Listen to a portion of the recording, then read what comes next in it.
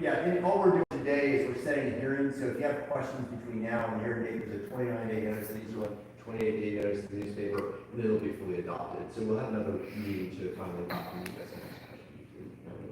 And that would be the next official board meeting in February to adopt. We may not have enough time, we may, maybe we could do March, but yeah, just because the. I would probably think that's with the, February 7th. yeah, because we've got 16, and our next meeting is February the, let's see. And then once those are approved by the board, then they Maybe go 19th. to the Which website, is- like our website, should they be on there for? Right, 34 days, we might be able to squeeze it in February, but it might just be. I would just run it. Yeah, It's in March.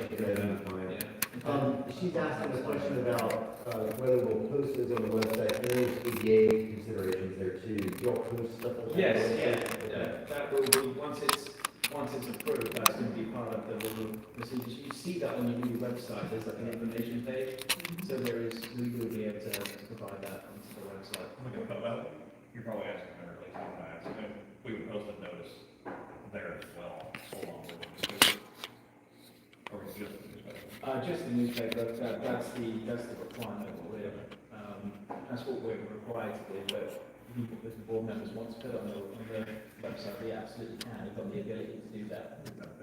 Okay, we can do that. Alrighty, So what do we need? yeah. That's what Alright, so with that, we have a motion, or resolution 24-5, setting the hearing on the adoption of the amended and reinstated rules of procedure for your March meeting. Yeah. Alright, so that's a motion by Glenn. Roberts, and a second by Fox. All in favour? Aye. Motion passes, and the next. March 19th. Yes.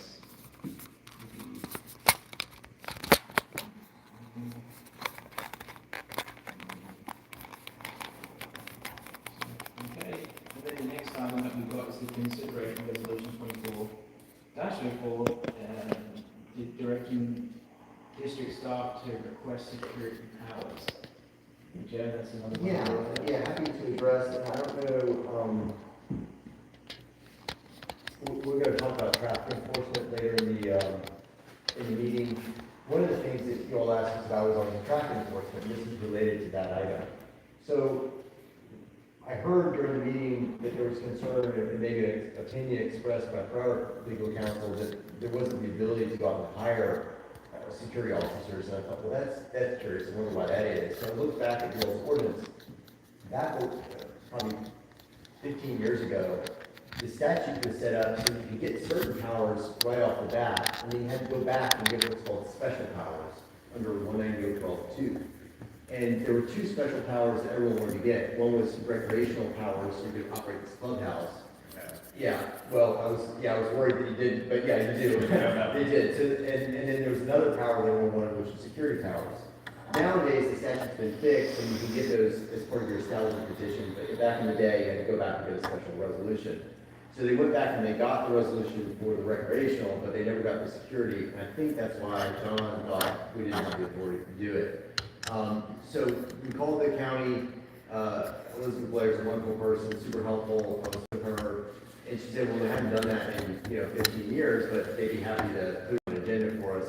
The first step is for us to take a motion and approve it, but what I'd like to do is approve it, you can see the draft letter in there, it's just requesting the security powers resolution, that'll give us the powers we need.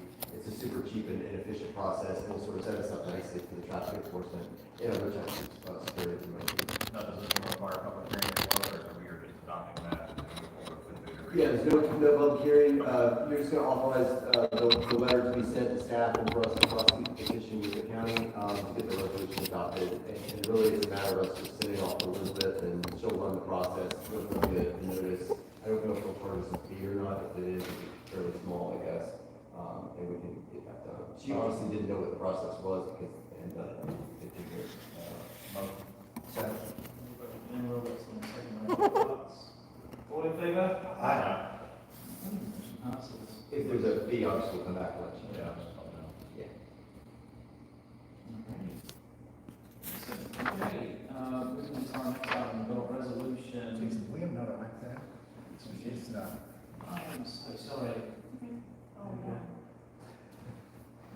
So this will just move it on this bit. Just give me a note if you need to do it, and we can go through it. But, okay, next item that we got is resolution 24-06, amending the fiscal year 24 budget. Obviously, there's a couple of line items that we just wanted to pick up and make sure that we're all situated and handled. I don't think there's any other further discussion on the budget amendment. Not be looking for a motion to approve the amended budget. Sure. Roberts, second by Bob Fox. All in favour? Aye. Motion passes. Okay, and I'm going to move us over to Tanya Stewart. Obviously, she's part of this meeting. I'm going over her part, and I apologise. I should have got you taken care of. I know that you wanted to sit and hang out with us, Tanya. No, it's been a long time since I've been here, so engaging with you guys was kind of important to me. So it's like, I want to make sure that I knew exactly what we needed, so I touched base with Bob. He knows everything. We talked about everything. So, obviously, the traffic enforcement agreement was something that Jared contacted me about. And I think I may have been here once or twice and kind of explained to the board how that thing evolved over the past 10 years. And honestly, think it evolved a way for traffic enforcement through the police department or the sheriff's office not to do it. They want to make it as difficult as possible to actually perform those services. Where we are today is, and Bob and I talked about this morning, it seems like to me, Florida Highway Patrol will enter into an agreement without having to do a traffic professional observation, inspection, certification for compliance with the manual and uniform traffic control devices and DOT standards. That's where things get complicated, but Bob already told me he reached out to the county to replace a sign, and they said it's not our sign, it's not our problem, you have to replace the sign. So you already have a situation here where any signs that do not comply vertically, horizontally, dimensionally with the MUTCD and the DOT, you have to replace it before they'll come in and touch it. They'll want a certification from a licensed professional engineer to do it. We do perform those services. Professionals provide various services, which we're going to talk about in a second. It's a matter of, as I have reported to multiple clients, the cost to do what you need to do to enter into the agreement and versus the services you actually receive as a result of entering into that agreement is what you have to balance. Thus, Bob and I talked about this morning, we have tried to let our clients know that if speeding is, I think it's important that we get documentation that speeding is an issue, okay? How do you document that without police officers document that? I contacted our, and just so that you understand, I'm a civil engineering professional, I'm not a traffic professional. I just happen to work for a company who has services, so I consulted with our traffic professionals. And there is a company that they used and spoke to them today who will set up a system at $800 a location for 7 days. And will actually document the speed or the speeds that are occurring. I'm not going to limit to speed occurring. It's just, it will document what you have. That can do a couple things. Number one, help you put into perspective exactly what you need to do, what is actually happening, and also information that can be reported to Pasco County and the Sheriff's Office. Okay? So obviously, as a board, you need to make a decision if you want to spend that money that Tony, way. is that necessary to do, like, do you need the traffic study in order to get the traffic enforcement agreement and that sort of thing? I know usually they do like a signage study, right? The vertical, horizontal dimensions and colors on the signs is what is critical to being able to certify that it's in conformance with the manual and uniform traffic control devices. So Tony, just going back, obviously this was designed originally by a civil engineer. We had to meet MUTCD standards back then. County accepted it as part of the closeout process. Why are they, Johnny said, why are they coming back now saying these signs might not meet the standards that we had in place back in MUTCD 15, 16. Not to go through the drama, but to go through the drama, sorry, Because I okay? mean, and then piggyback off of that, they used to, you could call them and they would come out and set, obviously, the ropes and stuff to their own, counts, just to make sure that we weren't launch out here. 2020?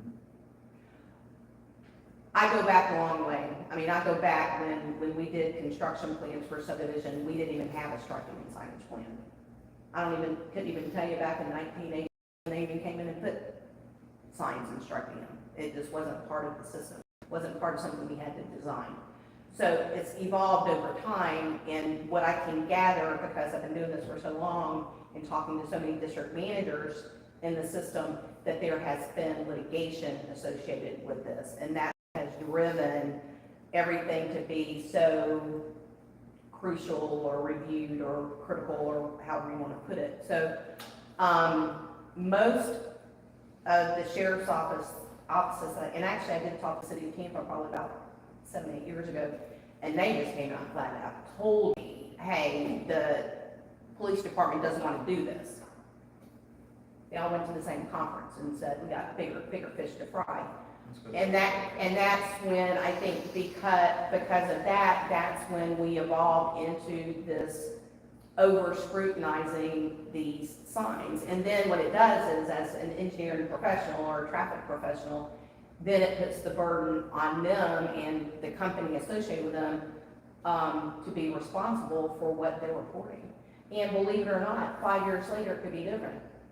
You know, Well, what the I signs- guess that's my biggest concern, because the MUTCD standards back when this was designed are not consistent. Just breakaway signs are a perfect example. I mean, if they come through here, we had to find out what's their responsibility, because I would say we maintain the landscaping per our agreement with the county, but there's nothing that says we have to maintain roads or the signs, so that's the first thing I would. And the fact that Bob said they wouldn't come replace the sign, I'm like, there's That's just shocking, the yeah. county's right of way. Yeah, it's, It At clearly- least that's the responsibility of the CDD to reinstall signs.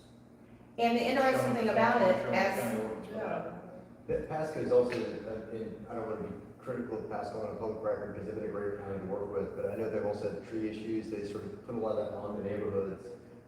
And so this issue with the road maintenance comes up a lot in the county. And it's- they just because it's changed, still they in just one changed the paving assessment program to the They're using special, they're yeah. using MSTUs. Thank you very much, I If you can't don't have tell you a what it CDD is. on your property, you have to have another special district that's actually run by the county, and they charge them an assessment for the roads, because the HOAs couldn't take care of the roads. And it all boils down to budget. Yeah, At the end of the day, it's budget related. yeah, They don't have the money. yeah. I mean, so at what point does the burden of the county not having the quote unquote money to take care of the county, why does the burden come? I think it's already happening, like it's already there. Oh, it's been happening for years, but at what point do community development districts, HOAs, and so on and so forth, push back to the county and say, we have an agreement that says you are to do 1, 2, 3, 4, 5, whatever, you are now no longer fulfilling your agreement. Let me give you an example. I just went through a situation with the community in Pasco County who actually had a license and maintenance agreement within the county's right-of-way for entry monuments. So here it is, they're 30 years old, they want to upgrade their entry monuments. The county basically told them, too bad, so sad, that's not maintenance. Nope. So you're gonna make them rip out their entry monuments because they're 30 years old and they want to upgrade them, and you're gonna tell them no? The county wanted to upgrade them, or the The community? county said they wouldn't issue them a right-of-way use permit. Wow. So what, that's crazy. And they have a legitimate license and maintenance agreement that was coordinated, structured for, you can't tell me that upgrading a sign that's 30 years old couldn't be considered maintenance? now, was that coming from the board, or was that coming from staff? level? Staff. Okay. It doesn't even go to the board. Okay. It's probably worth talking about.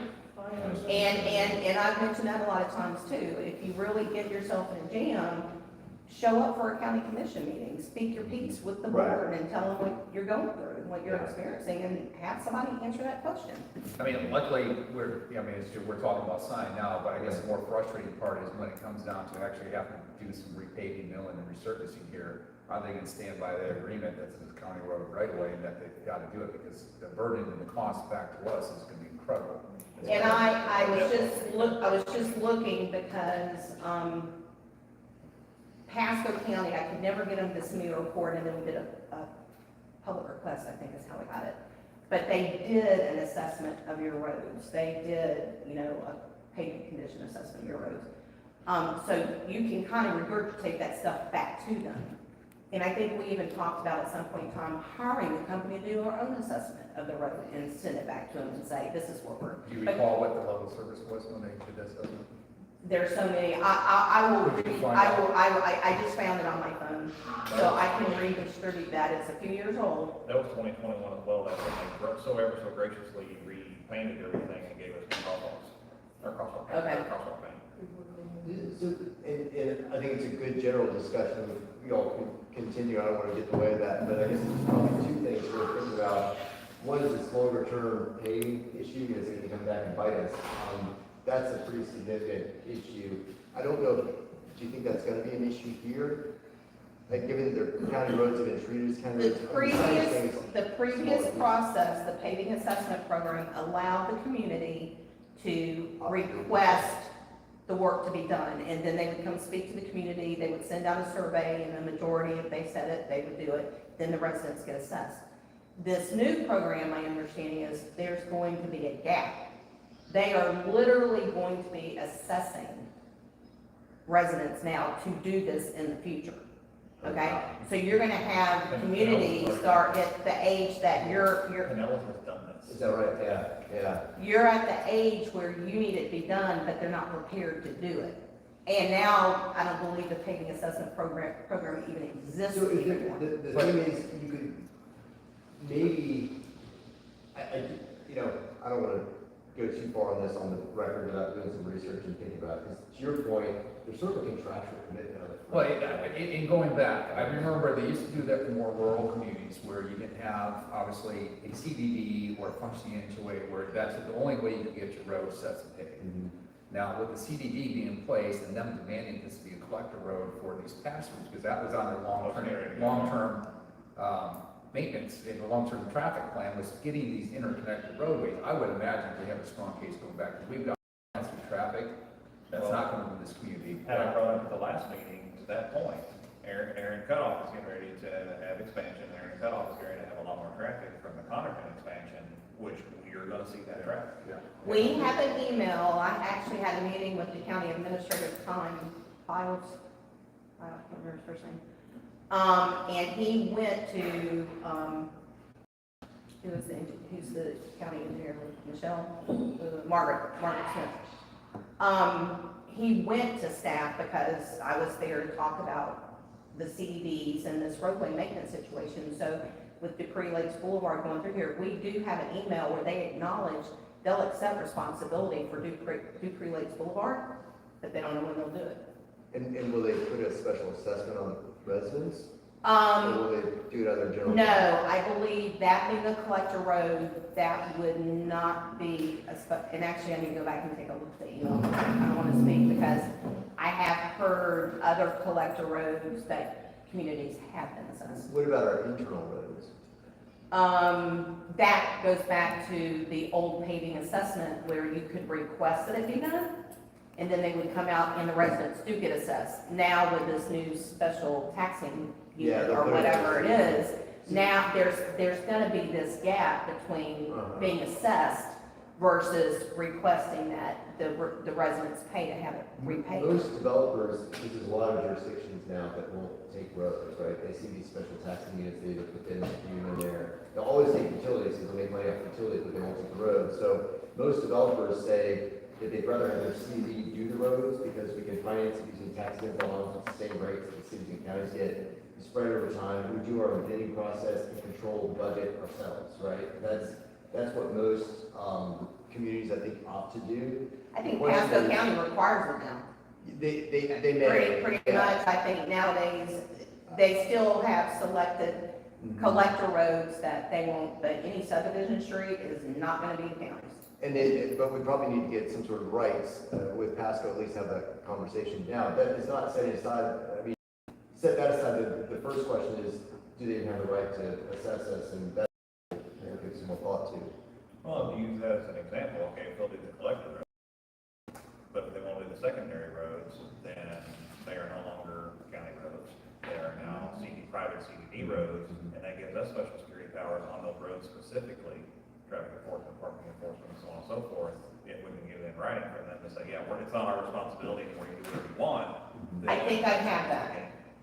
Before this ADA, white website stuff happened, Right. we could go online and get all the technical memorandums from the Board of County Commissioners and what they approved. And those technical memorandums would state specifically, just like issues with sidewalks, it would state specifically, we do not maintain sidewalks. Any developer constructed sidewalks are not going to be maintained by the county. And these are the streets that are Pasco County streets versus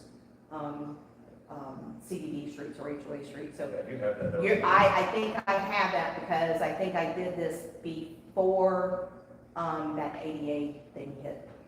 I mean, I've got all the plans, recorded plans, and I think I had the same DRD back then memo with this community, so I'll split that to Jason before you do a lot of research. Actually, Bob, do you have the documents I gave you?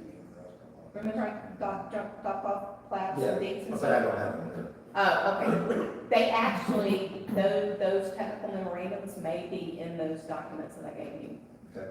But I can look, I'm sure I've still have. So I think two things coming off this, obviously it's a little disconcerting that they're not gonna do trip generation or trip study for us.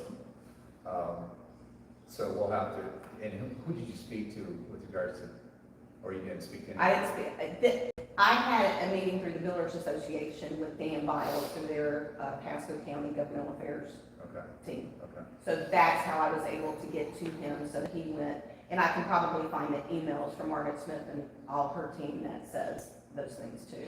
Is it worth at least placing a call, I can't remember his name, to the traffic ops and see if they provide trips? Is that Mike Bunn? There you go, thank you. Mike is no longer there. It's Oh, just- really? Mike's not, it's a Indian guy, Did he retire? I believe so. Wow. Was there forever. Okay, so I guess we have to, but we can figure that out. Going back, have to make a call to see if they'll at least do it for CDD. But I think the bigger thing is just trying to figure out, long-term, can you let me know the level of service of Dupree Lakes?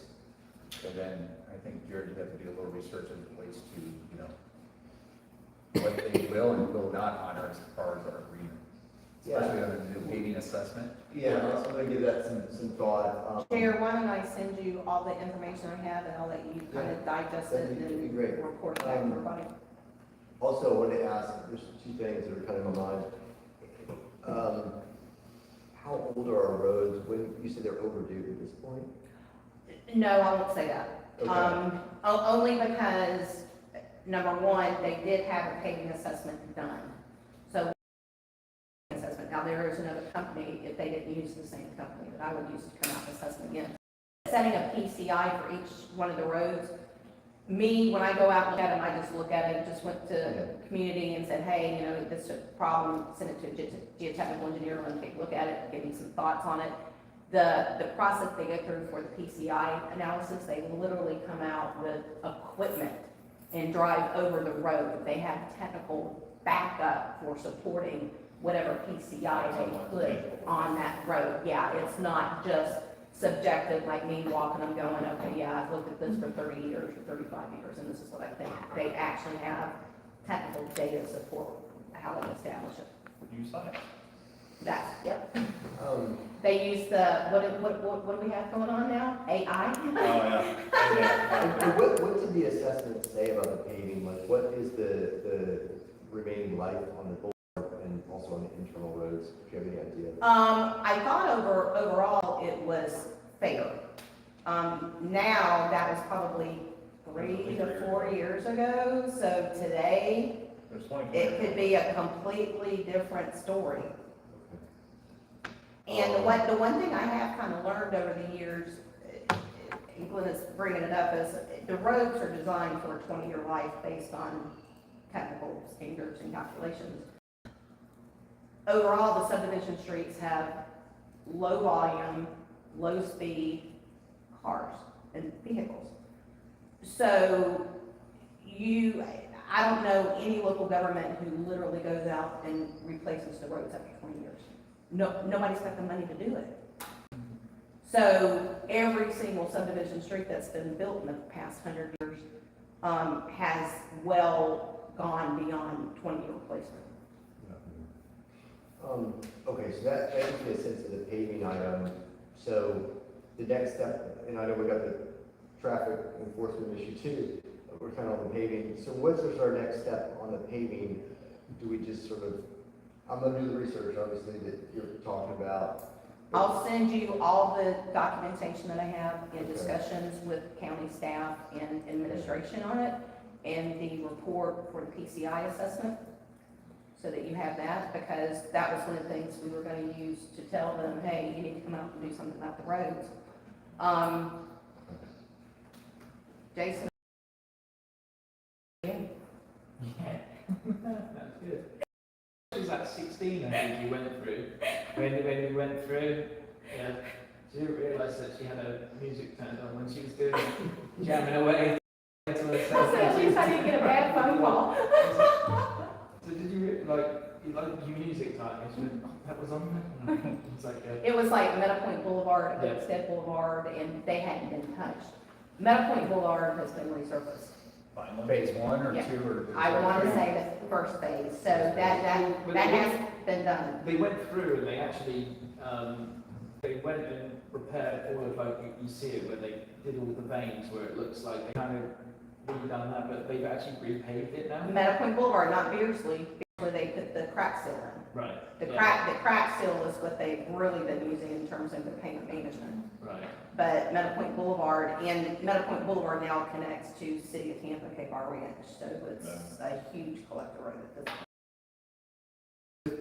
Tony, but at this point, certainly there's a question mark on subdivision roads, but you think there might be a possibility they might actually pay for the boulevard?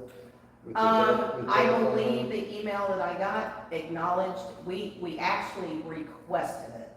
We had gotten some debate, as I recall before, and requested it. They acknowledged it, but said they have no current plans for doing any resurfacing of it. When will they assess it again? When will they check it again? That I do not know. Okay.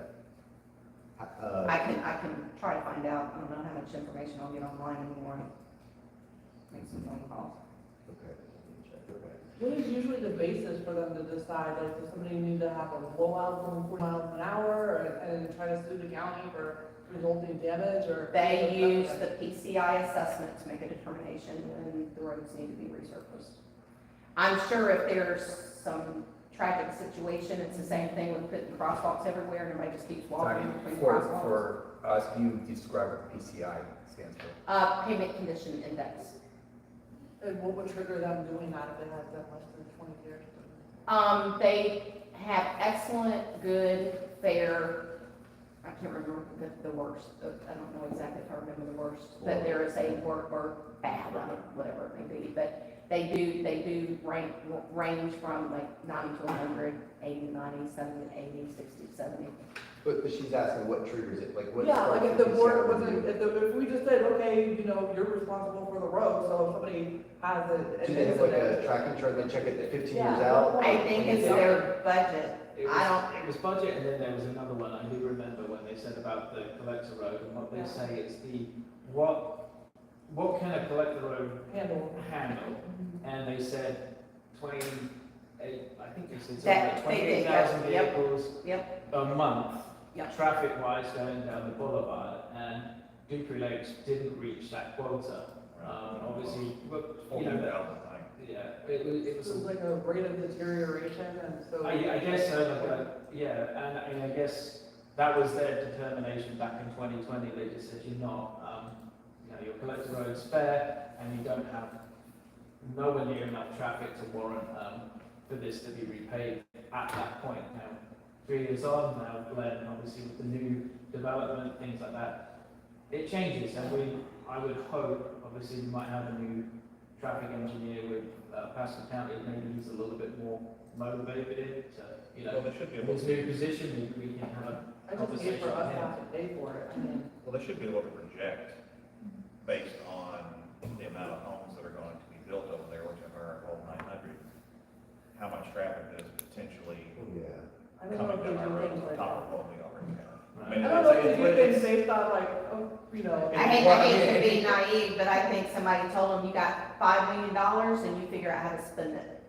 No, that's what I was gonna suggest. Obviously, they issued a 5-year CIP plan, which I think our goal as a community is to get on that CIP plan, whether it's 2, 3, 4, 5 years out, at least start shaking up trees so that they're aware that this community. So, if we don't make enough noise, like you said, Tanya.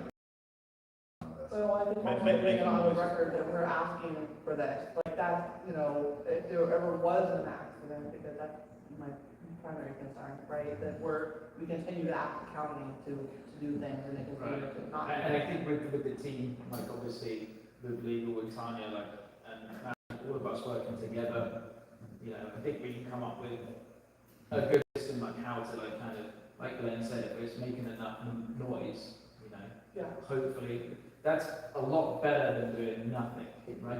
Steve, are you and Reagan, y'all thinking we send them a letter of some kind that says, Formal we've response. sort of done, our engineers gone out and checked the roads, we think maybe you need to come back out and do it. I think the starting point is just having a call with traffic office. Have the department tell them that obviously the community we live in, we're concerned with our pavement life cycles at almost 18 years now, it's 20-year design. Okay. And what are the steps we need to do to make sure that we get on the CIP program? We should be. Well, I was asking, sorry, but I was asking them, I was asking for like a formal, you know, something, so we have it on record, that we, in writing. But like, so that we have something in writing that shows, you know, if somebody knows. And I've done that before. I've done that in other communities, and I can send you what I get back. You don't want to hear it either. If you don't mind, I'm happy to, Steve, Jason, Jared, and I have a phone call to talk about all the data that I have, so you can see what they have sent me, so that we can kind of digest all that, because my thought process, my goal, and we need technical backup and technical support to be able to. And I think we're confusing two things, because I think your concern is the safety of the roads and the speed, I don't want to correct? be liable, like, I don't want the board, the district to be liable, and so I'm saying, put it in writing, every year we send a letter and say, you need to come out here. And I definitely understand what you're saying, that we produce the evidence to support our request, but then on the other hand, I don't think that, if we're saying we're not gonna be liable, and we also say we're not responsible for maintaining it, then why are we gonna invest and pay for what's their obligation to do the traffic study? I don't feel like we should, you know, the district should be paying for that. We have no other responsibility. It's almost like we're starting to say we do have some responsibility. And we're demonstrating that by paying for that. To your point specifically, though, that goes back to a conversation you and I had here, and then John and I had as well, specifically around what is under the quote-unquote governance of the CDD that we are allowed legally to pay for. If we can't legally pay for that, we pay for it, then we open ourselves up for a problem. Yeah. Yeah, I mean, I think, there's kind of two things going on, right? The first thing is the paving thing, there's also the signage and the traffic enforcement with the cars, right? I think you're sort of speaking to both, right? The deterioration of the road. Yeah, sort of like all, Yeah. exactly. So I think, Tony, your suggestion is, we'll get together, talk a little bit, you'll probably, or whoever will call the county, have a conversation with them, and say, hey, we're at the 20-year mark. No, we'll send a letter to them. Well, yeah, Might as well but I just think hit Steve the was nail on saying. the No, head. the reason I bring it up, because obviously certain communities have certain ways they like to make these requests, so going back to your point. Sure, It's just sure. identify, okay, does it start with the letter, does it start with the traffic studies that got you come out with the road trip come? Because a lot of communities won't even touch anything until they start that process, the inspection. So before we send the letter, I should say, let's find out what they need from us, because a lot of times they'll deem your application incomplete and just kick it aside. Well, It's not- and Bob made a point to me this morning that the county's been out making a repair. Made multiple repairs in the same location, so we already have some evidence already that roads need to be repaired and the work they're doing is not solving the problem. All that repair work is on the road that's They was 10 there, years and now old, it's not needs to be 20-year-old. repaired. Is that on Dupree Lakes itself, that one, right, that one They section? have a clubhouse, and when most of the, like, the. Well, they've done stuff there, but they've also done stuff up on the other end of the boulevard, on the Collier side, which goes. Don't say over. Coriander, is Coriander one of the locations? I was trying to look at an aerial earlier today and I'm like, I It's know. right along the strip. Okay, all right, great. I was gonna drive by there on my way out. Alrighty, so we've had some healthy discussion on the paving. Now, do we want to discuss the traffic enforcement option? Or we covered all of that? I don't think we really got into, It was sort of, yeah, glossed on it, but let's, yeah. Alrighty, who wants to take lead with that? do you want to, yeah, why don't you do that? Sure, I mean, yeah, please. I think as we kind of touched on a little bit earlier, the sheriff's office obviously dictates the whole traffic enforcement agreement. I have heard through other districts where they use FHP instead of the local sheriff's or police department because they don't require the certification by the traffic professional on the signs being in compliance with MUTCD and DOT. Sounds like to me that you've tried that before, didn't work so well. It wasn't that it didn't work so well, it was found by the previous attorney that we couldn't do that, now we're fixing that. Oh, The other part of that Okay. was there was not enough oversight to the troopers that were here, and there was no agreement in writing with them of you are to do these things. And to elaborate a little bit on these things, I'm talking, my background, my history, is to do that. Unless there's an agreement in that every vehicle you stop, you're writing a citation. We're giving them the options to, well, is it a citation or is it not a citation? Is it a warning? How many contacts they're supposed to make per hour? How many contacts they're supposed to make while they're here? That was never put in place, so they were here and they were doing an okay. Time frame is an issue too. Right, and it was, it became an issue, if you're gonna stop a car at 31, I mean, this is on record, we know if it goes to court, it's gonna get tossed. That's common sense, it is what it is, and that sucks. If they're stopping a car and what they would stop a car at normally, and they know that it's gonna get where we would set our agreement at, if you're stopping everything over 35 miles an hour, 35 to 40, you're writing a warning, 30 or 40 and plus, you're writing a citation. We never made that agreement with them. And that's something that now that we have we'll have the powers, that is something that we can put into place with if we use Gaskins again or whoever we use, that do this. I think that's gonna be your most economical way of dealing with this. I mean, I've told many clients, it's like, I hate for you to spend tens of thousands of dollars for a compliance issue and not get the service that you want. You gotta get the service that you want, so how do we do that, and. With us being a collector road, Right. it's not just residents that are potentially to be ticketed, it's everybody that comes through here has the potential to be ticketed, just the same if they're out on Highway 41 or out on Highway 54 or wherever it is. It's just, the presence alone is some, but the actual, hey, I got a ticket today, and they're telling their friends, they're telling their neighbors, we need business. Right. And Glenn, I think, I wasn't aware that FHP didn't require the signage study, that's interesting. That is my, Their contract. I haven't done one.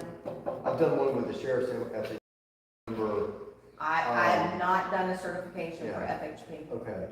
But their terms are more favorable. I don't know if you'll be able to dictate when and how many tickets they write, things like that. But it would be good to talk with, whoever's in charge of that office of FHP and see how that works. Yeah, it's fine.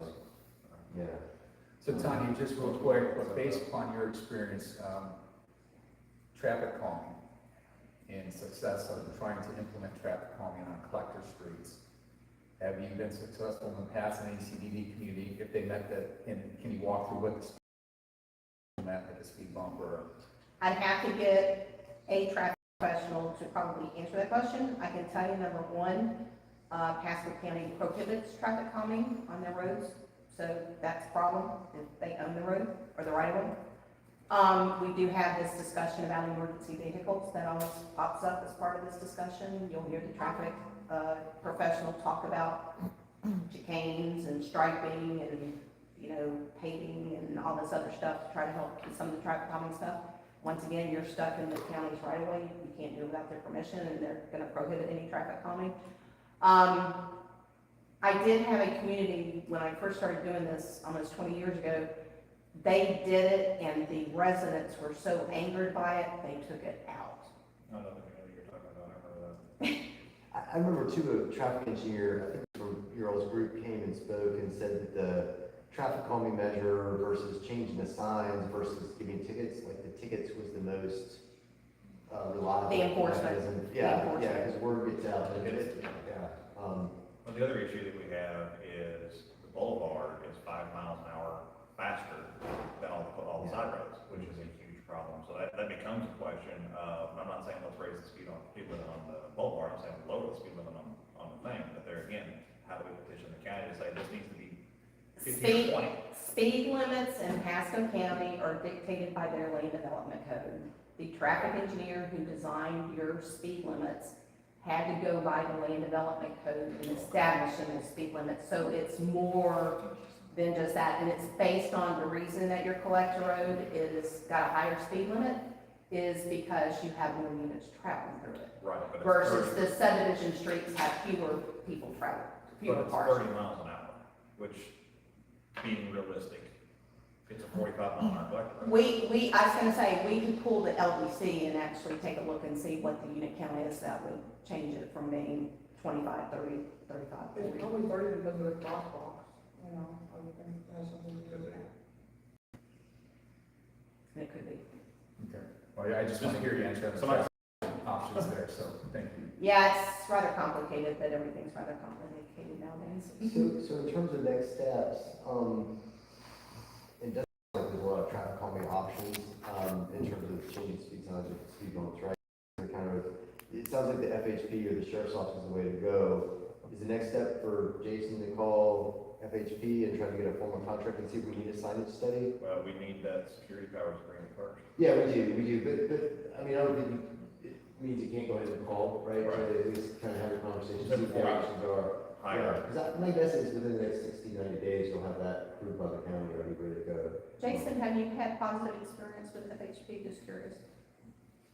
I don't think you can go FHP direct, you have to go through a third-party contractor, which is Steve. Oh. And that's what you did before, The Bob? relationship that was Okay. there before was something that Bob actually established down through, was it Mike Gaskin, was it? Yes. And if we want to really enter that again and kind of get the ball rolling with that, is that something that we, Bob, is that something? Yeah, I can recontact them again, Yeah. be a little more specific what we want. Well, when we set that up, you and I take that. Yeah.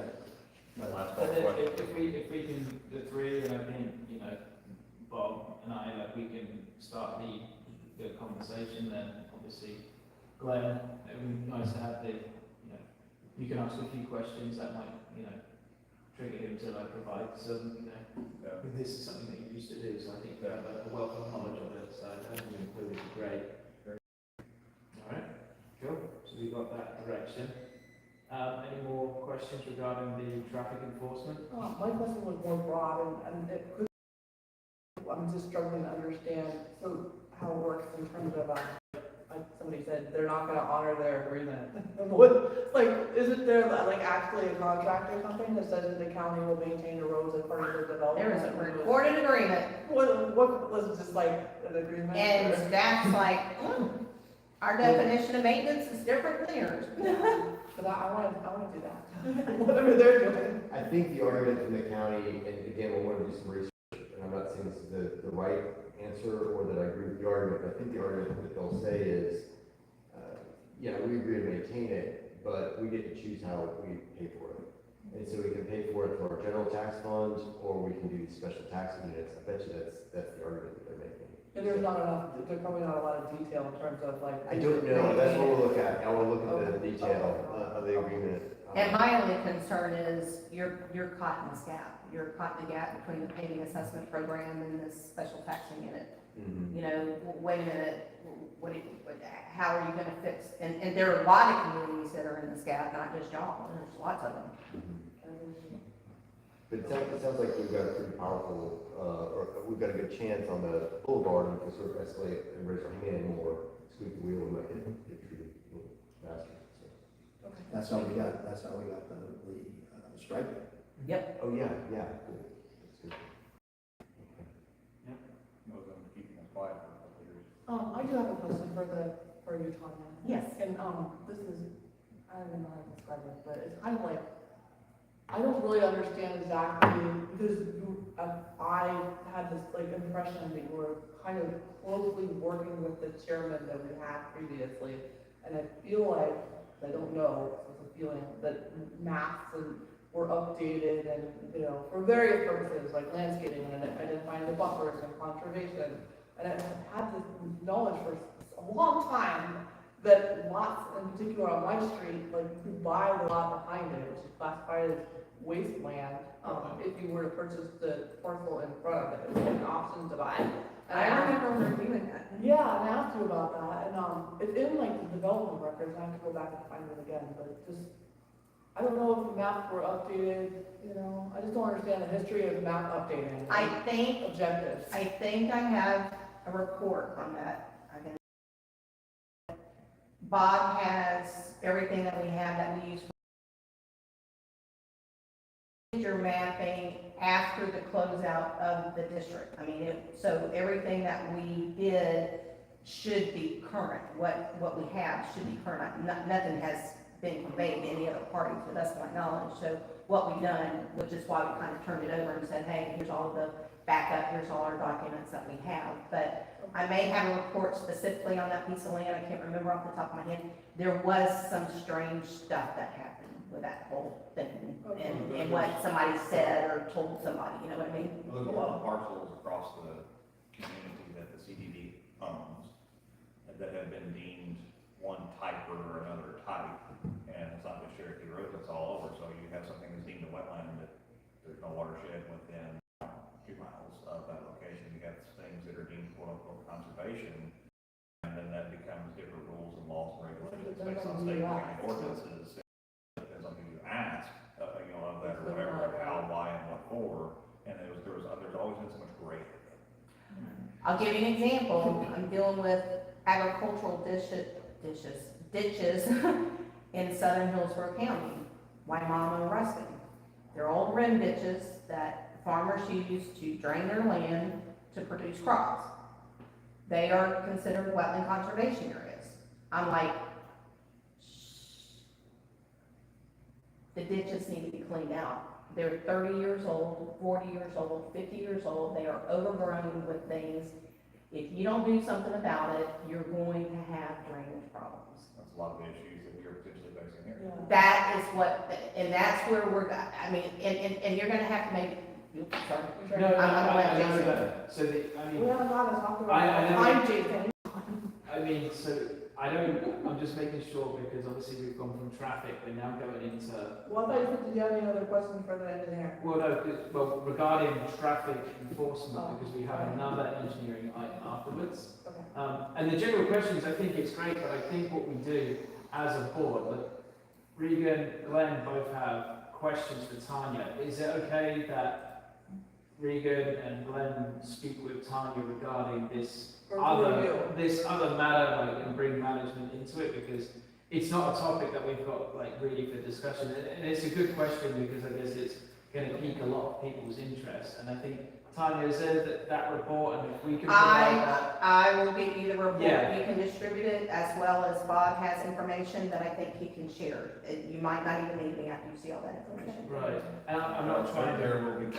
Which is fine. And I think if there are questions, they should be able to, I mean, if the board's okay with it, engage with Tanya to have those questions and maybe bring something to the next meeting that we can read. Yeah, I mean, we try not to, Well, I mean, obviously any questions that her and I are gonna have, we're gonna come to you.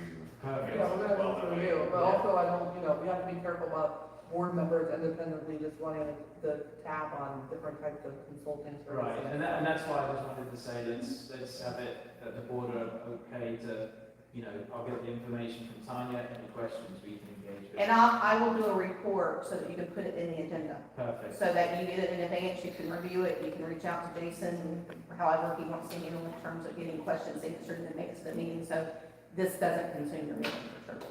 Thank you. So So moving into the next item that we have, and this is also under the district engineering, is regarding the splash pad pool repair. I know Bob and Tanya had some discussion, didn't know if we wanted to just a brief overview of like, well, what's expected of Tanya, I guess. Yeah, the splash pad has been temporarily repaired. They're gonna basically have to excavate it. But for now, it's been temporarily repaired and usable. As far as the pool goes, they are supposed to come and do some repair on the floor of the pool, which should get us by until the time comes that we resurface it. Unfortunately, I guess, well, not unfortunately, I know Tanya's worked with this vendor in other districts, because obviously they're widely used. I think the conversation that Bob has had is that they will get to it soon, so we don't have a definitive date. John talked to him today. John talked to them, right? And they haven't given you a definitive date of when they're gonna come and do the pool, right? Correct. Okay. Obviously, do we have extreme concerns on that? We're expecting within a few days, believe it or not, the outfit. It is cold. Well, it's pretty cold, it is pretty cold. But anyway, we're There's close. a dive shop literally 3 minutes down the road. Okay, so we haven't lost confidence that they're not gonna do the, okay, well, I think that's important, because when I heard that they're coming soon, it's like, when is soon? But, As long as it's not in March or April. right, okay. Was there gonna be an engineer, like, recommended, that's not why we're talking to Tanya, about like a structural engineer analysis of the splash pad and the pool? I think I think that's right. The work you all are talking about was part of that first smaller contract, yeah. But you're right, and I was gonna ask too, do we know if that second contract got signed? Because we sent it to them, I haven't seen it come back to us. I haven't seen it come back, signed from, I don't think Glenn's signed, they haven't signed them. It does have that exit provision in it for no liability, so I think we're okay. And I think the next question is to ask Tanya, like someone in your firm to do, like, do you know someone or a firm that can come out and give us an analysis of the pool area just to see? I do, that's not something that we specialize in, but we can reach out to, other companies that do provide those services, so we can work with, Bob and to, John to get some additional information. Yeah, if we've got like a couple that we can look and pick from. Any clue who built the splash pad? No. So you don't have any construction plans on it? Although they do have an expert with this company that's gonna come out and do an analysis of the splash pad and the equipment. And I'm assuming that there's some certification associated with their ability to do that, so if there's some form of certification. They said they don't have an engineer though, and they recommended that if we could get an engineer out here, we should do it. They were looking Oh. yeah, they said get us like an opinion. Oh. A pool company there, yeah. And can I? Yeah, please, yeah. This is for a project for 2025.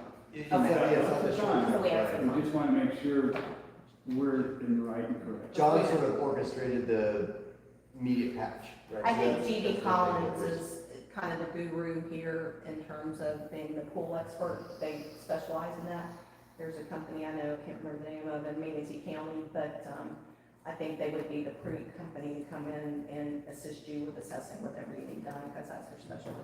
There should be a permit on the county somewhere. That's what I was gonna say, it was saying we did. Oh, yeah, She was and we can start from there, After yeah. they walk about with their head. Yeah, if we can find it, it might be GD Collins did it.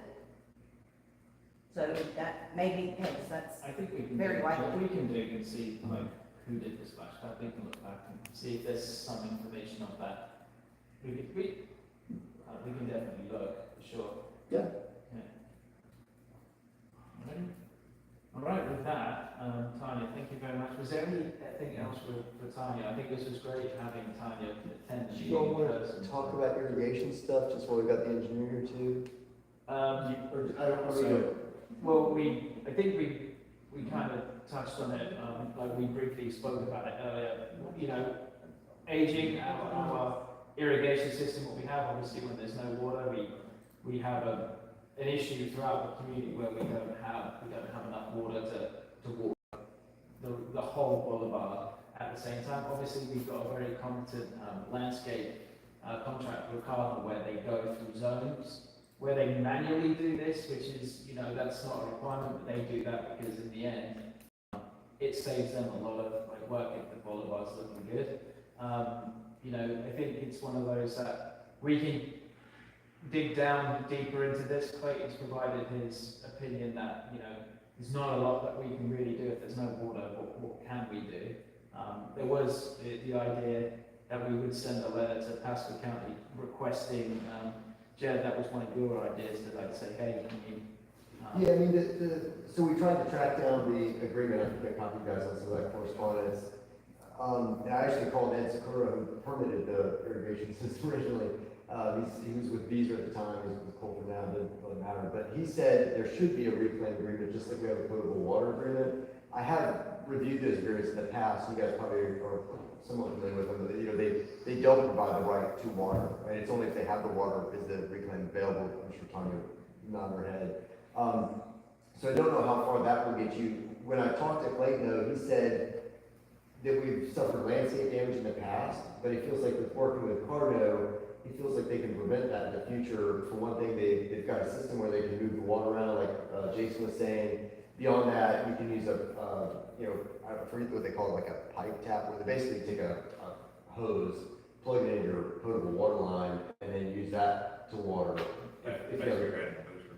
Yeah, exactly, a booster, and of course you use water trucks, but he thought just with the system you have, even in a downtime, you may be able to spread the water around and make it work. So that was kind of his take on that. He said if you wanted to get an irrigation assessment done, and you wanted something more than what Carno was doing, you could get Ballinger, who does a lot of irrigation work, and do an assessment of your system to see kind of what, because I know we've suffered damage in the past from the landscaping guy, but that may be another step before we take that. A lot of the issues that we have with the irrigation system as it is today is 20 years old. It's 20-year-old technology, it's 20-year-old equipment, it's 20-year-old decoders, it's all these things that continue to just break. Yeah. And they're never ahead. And it's not a fault of Cardinal. Yeah. It's just they're fighting 20-year-old technology. I did see in here in the notes where they had added a brass valve in the main line to be able to, let's say, isolate areas which help mitigate the need to shut down the entire system for future repairs, because this system is required if you have an entire system shut down. But I know we've talked about this with the study that was done. Reserve study? Thank you. Yes. Reserve study that was done, and that there's some information about in there as well, holding money back as part of the reserve study to have future dollars in to either repair or replace or retrofit, whatever the solution is. But I don't know what you guys think, it may not be a bad idea to have someone come in and, yes, it's gonna cost however many dollars to modernize your system, and by modernizing your system, you get these benefits. Is it worth the money, or do we continue to chase it? Yeah. Steve, you're way more of an expert in that. No, I mean, I think the goal of what we're trying to find out is the county requires that we're on a reclaimed system. However, they don't give us any kind of commitment of supplying that water. So, well, Cardinal's been good to work with us, trying to supplement and isolate what we can. Reality situation, we could upgrade all day long, but if we don't get some kind of consistent water, it doesn't help us. So I think that the point is I don't know, maybe you know, Tanya, the water management district at one point was opposed to well supplementing irrigation systems. Are they still have that stance, or are they backed off of that a little bit? I'm gonna say, I deal with a very complicated water use situation at a golf course, and it's not been easy to know. Everybody's like, blah, blah, blah, blah, blah, blah, blah, you know, as long as it rains, you're fine. When it stops raining, it's like, nope, I don't know. Well, there's a requirement at one point in time, if you were within a certain distance to reclaim the portable source, you had to Had to connect. connect. I just did one in Orlando as Total Water Authority. We weren't within that distance, so we had to do a well to supplement our irrigation. So I guess the point I want to try and find out from the county, if they'd be opposed to us potentially supplementing our system as a baseline, so that if they are down and we have one of those droughts, then we can obviously. The problem I found is the well that you need may not be able to be permitted. It's gotta be. Well, that's why I was asking if you get the water use That's, permit. I don't, and the situation, and I don't know, Jerry, you may be able to add to this, but the whole situation with water rights, okay, and that's why a lot of communities are kind of in this jam, is there were no water rights. Maybe you can buy some water rights from somebody and get what you need.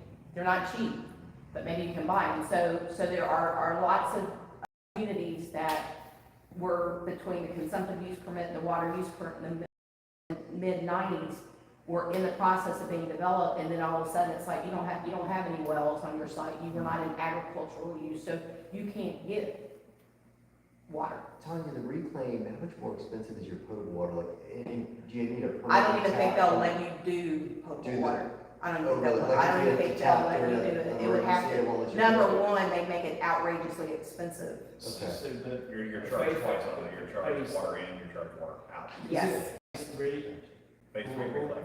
Phase three is what was the trigger for the. okay. The Boulevard reclaim, phase three reclaim is Cherokee Grove's about. That's just like if you got a surface water with great and wonderful, but if you don't get any rain, you don't get the water out of the pond. I mean, how can we articulate back to the county that whether there's an agreement or not, and we've suffered damage due to, that, hey, you are telling us we have no water, you're telling us we have no pressure or not enough pressure. So I haven't heavily researched that, right? All that I've done so far is, reach out to get the agreement, right, which doesn't exist. We can do some more research on that No avenue. agreement then. But before we spend legal money on it, we may wanna have Ballinger or somebody come out, unless. Absolutely, Mark unless- Ballinger's answer company the question is of What can we the permit to reclaim in this area and address. and Dana gave us the water right Yeah, that, movement. Do we have an idea of what that would cost for that?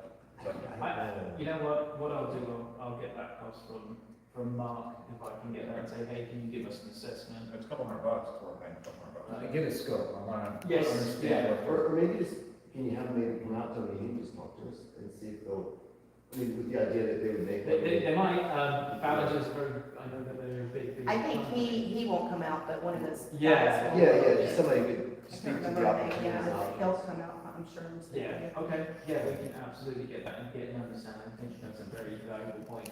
What's the scope of, what are we gonna get from this report from him? Manager, I think is the most important thing if we invest in money. But, okay, cool. I think that's, we've got some direction there regarding Trying to avoid a side replacement. on the, Well, that's what I was thinking. And I am not a landscape person in any way, shape, or form, but involved and you do have stuff that you might want to have a serious talk with your landscape company about water conservation. You know, pick a And material. I think Clayton has done that. Yeah. I think he's all over that. Obviously, clearly, very, very important. Yeah. alright. Okay. Was there any other questions? Lasagna? Thank you, Tanya, good to see you. Nice seeing you. That's one. Thanks, Tony. Thank you. Thank you so much. I'll be back. All right, excellent. Okay, moving into our next item, obviously we've got the action items list, I've handed this out. Do we, 4B, or 4G? The budget one? We did the amendment. Oh, we thought, okay, I wasn't sure. And that was, we had Okay. the first by, Glenn, Sorry, second by yeah, Bob. sorry, just lost track of it. Next item, obviously, is the action items list. Obviously, we have that in front of you.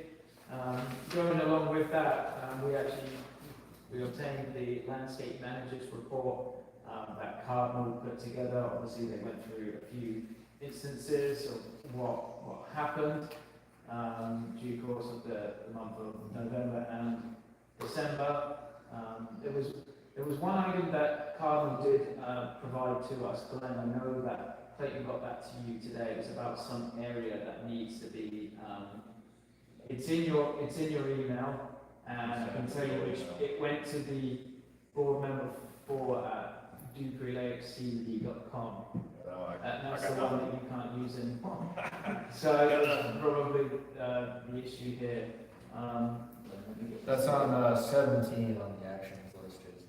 It's what, sorry? 17, 6125 Desert East. Yeah, but I don't know if there's an illustration with the email. Okay. So let me see if I can just. It'd be nice if we had numbers on here so we could know what we were talking about. Sorry about that. So Yeah, Brian, I'll just send it to you. And it's essentially the one area is, yeah, it's the 6125 desert piece, but it's a cleanup area.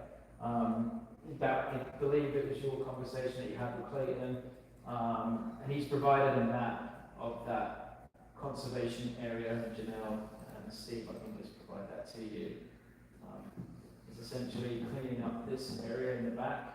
I think Clayton essentially mentioned, it's in my email, Clayton provided this to Clayton. I like pictures. Okay, so there you go. Clayton got this out today, and I'm going to share it with the board right now, because we weren't able to get this in the agenda, because Clayton only provided this today, and it was a request that Glenn had. So that's why Clayton's just provided it. Well, with the other 17 items, which is one of the other ones that he's getting to, but if I can just show you, Glenn, I essentially wish I hadn't looked this up now because it's come against me, but I should have waited to the next meeting. But this is what you were discussing at the meeting. Was it whether we own the property or they own the property, it's Right. based on the property line, based on the plat map. And whether or not it would be the CDD's homeowner responsibility, the area in question, CDD, and then Cardinal have provided a proposal for the 2,350, but this would basically clear out this area so Cardinal can get back into that area. And this is not essential to move forward with today, and my suggestion is that I put this in the agenda for the next meeting, because it does have a picture illustrating of what we do. What you've seen when I've seen the plat map that I showed you. Or that came up in our last meeting, right? So this is a GIS map. The fence. So these are actual plots Yep. down to the Yeah. degree. You see what I see here. Oh, yeah, I see it now. So at that point, it's, okay, you have placed your fence well into the conservation area, and now you're complaining about conservation encroaching Yeah. into your W- area. I don't know what we're talking about. Yeah, and Remember that one? the other thing Yeah, from too. last month, yeah. Okay. Did we talk about this in November? I don't remember. I think I talked about it in October. Okay. There was a picture. The other thing too is, you guys I'm sure know this, there's storm pipes between houses periodically. Right. And sometimes you've got fences and air conditioners and things like that that people put in there as well. Easements. Yeah, within the easements. What we've typically done is, have someone go out and do a survey of the community, kind of look, check all the easements and check the conservation areas. And it sounds like we've already done some of this. How did this map, by the way? So I found that, You found that, okay. that's a GIS map from the county. Got it. And so when the property came into question, we showed the pictures, or whatever, we didn't show pictures, we were kind of given an idea. But you all haven't done a comprehensive look at the community.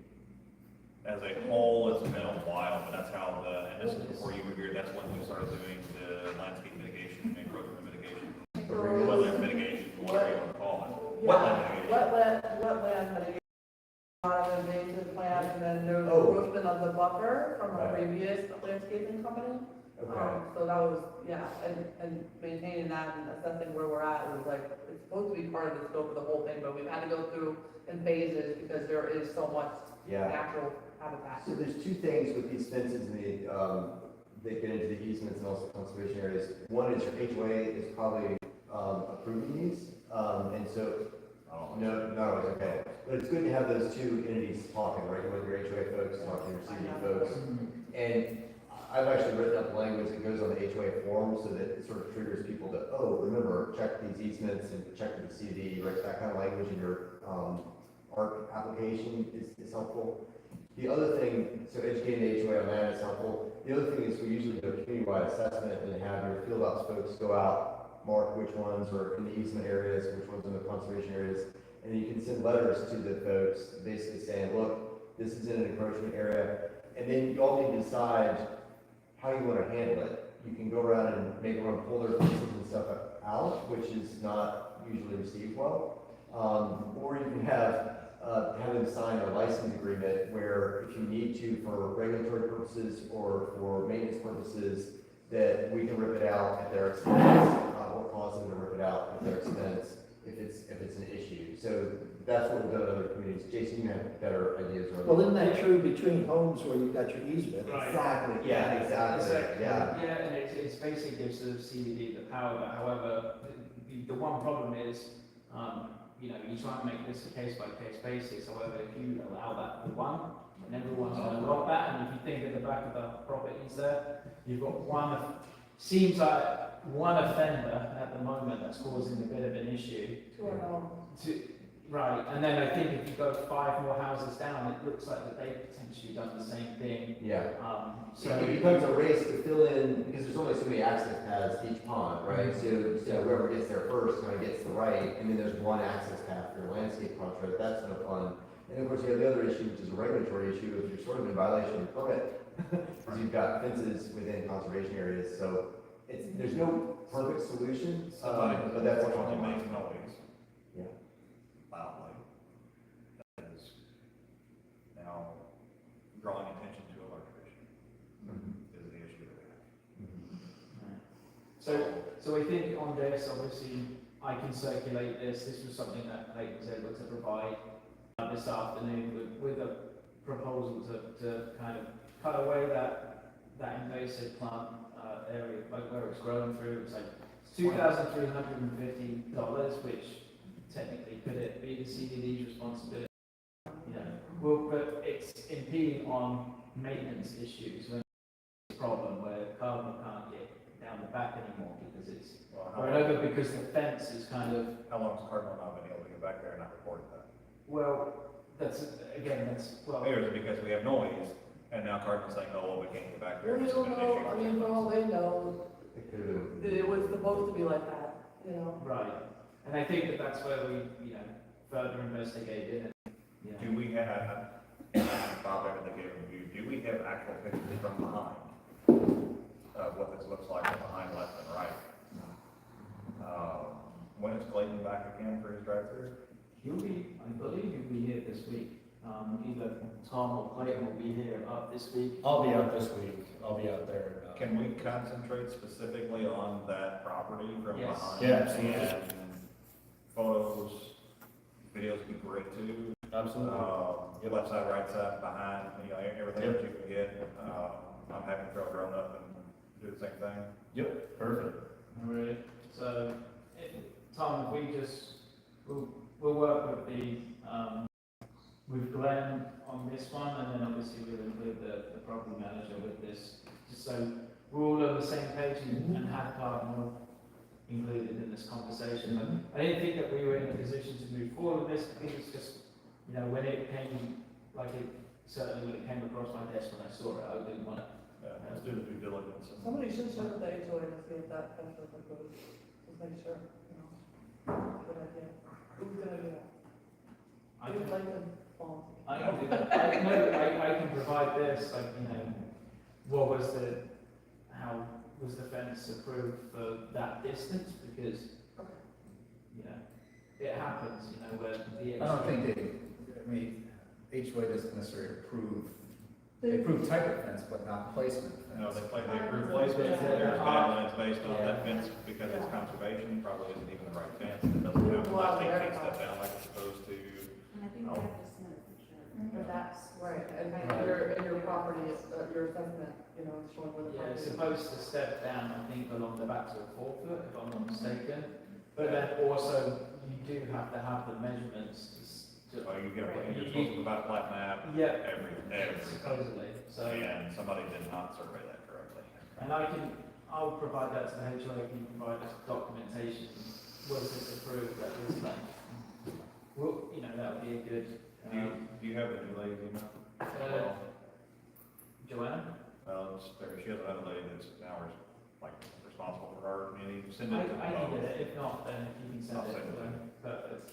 Matter of fact, I'll just kick it off and copy you, that way you're just in the loop.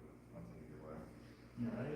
Alright, okay, so just more onto the action items list. We have website management. Obviously you see that your website is now up and running.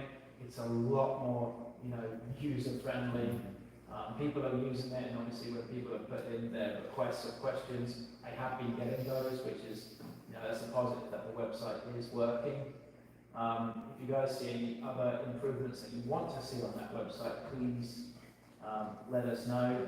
There was one, Are they submitting their questions on the new website though? Because I think the board said that because of the ADA, accommodation, that she couldn't do a pop-up on the new website. So how are they? well, submitting their questions? the thing is, I have been receiving issues from the district, so I know Your with website's still up though. the old site, Shouldn't be. is it still up? I don't know. It is Yeah, still up. yeah, I Maybe- know you guys said until the board approves a new website, then we're gonna keep both sites up. Right, and the website has been approved, so I can tell Cole that let's try and get, Dupree Lakes CDD, I don't know if I'm gonna spell it right. They both came up and the old one was getting more, it's more hits, so it's at the top. right. They might be an old request from the old website. The page is down. The DNS is still there, but the page is down. Right, If we own that DNS, somebody needs to put the forward in. If somebody goes to DupreeLakesCDD.com, it needs to auto forward to the DNS on the back end to that. And then, If we still own the domain, it's, last week they it was both do still that in up. about 5 minutes. okay. If there's a trickle in the. But it's dead. Okay. I tried this morning too. and Yeah, it's- it was, oh my God. But since we don't have a pop-up on the new site, I wasn't sure. She said we couldn't do a pop-up on the new site. Got it. Well, I think it's just more, if you have questions, I think go down to the contacts, I think they can just, Okay. the link is to my, it kind of comes in through here. Is it, Sorry, like the website that says who they're from, and then that will go to my email address. Question for the board, obviously, the one person, you've got the 5 board member emails, the other one that you don't have is John Most. Obviously, are we looking to get a new clubhouse email address? Yes. Yes, so we Professional basically, hotel. yeah, we want to. Oh, And we'll probably, so obviously that expenditure is just the same as another email archive. Yeah, I think it's $20, like $10 for the email and then, so staff will work with John to basically do the same thing where we transfer the old emails to the new, email address, right? Just wanted to, ask the board questions, if we're okay moving forward with that. Splash pad repair, obviously we've gone over that. The holiday lighting, that was complete, I guess, Clayton and Glenn spoke about that for the under 2,000, I guess. So where's the invoice for that? Because I really want to see what we're actually charged for. Okay, well, it's from GMS, right? I guess it probably hasn't been generated yet because, I have questions. Let's see the invoice. okay, not a problem. Well, yeah, well, once it's done, when I see that invoice, obviously it'll come across my desk and then I'll be able to see about that. Was there complaints about it? What was agreed to was not what happened. And so your discussion with Clayton, you were saying didn't happen? Correct. Okay. And they were left up way too long. Okay, well, there were other, so just so for the. I know we got last minute. Right, exactly, so I don't want to be too Yeah, critical no. because it was last minute, we tried to help out and now it's like, Well, they were left up too long, okay, we were late on the draw, I get that. right, But it's what Clayton and I have discussed is not what happened. okay, And what Bob and Clayton also discussed, which was kind of an extra part of what I had discussed with him, did not happen. And it's not that it's for being critical, it's that if we were charged for an exorbitant amount of hours, and we weren't provided what we had agreed upon, then there's an issue there. But I think we need to hop on the phone with Clayton and try to understand why. yeah, I think so, before, like, I think, And we No, asked this, we agreed in to good that. faith, I think they tried to do what Was there a date agreed on when they would be down?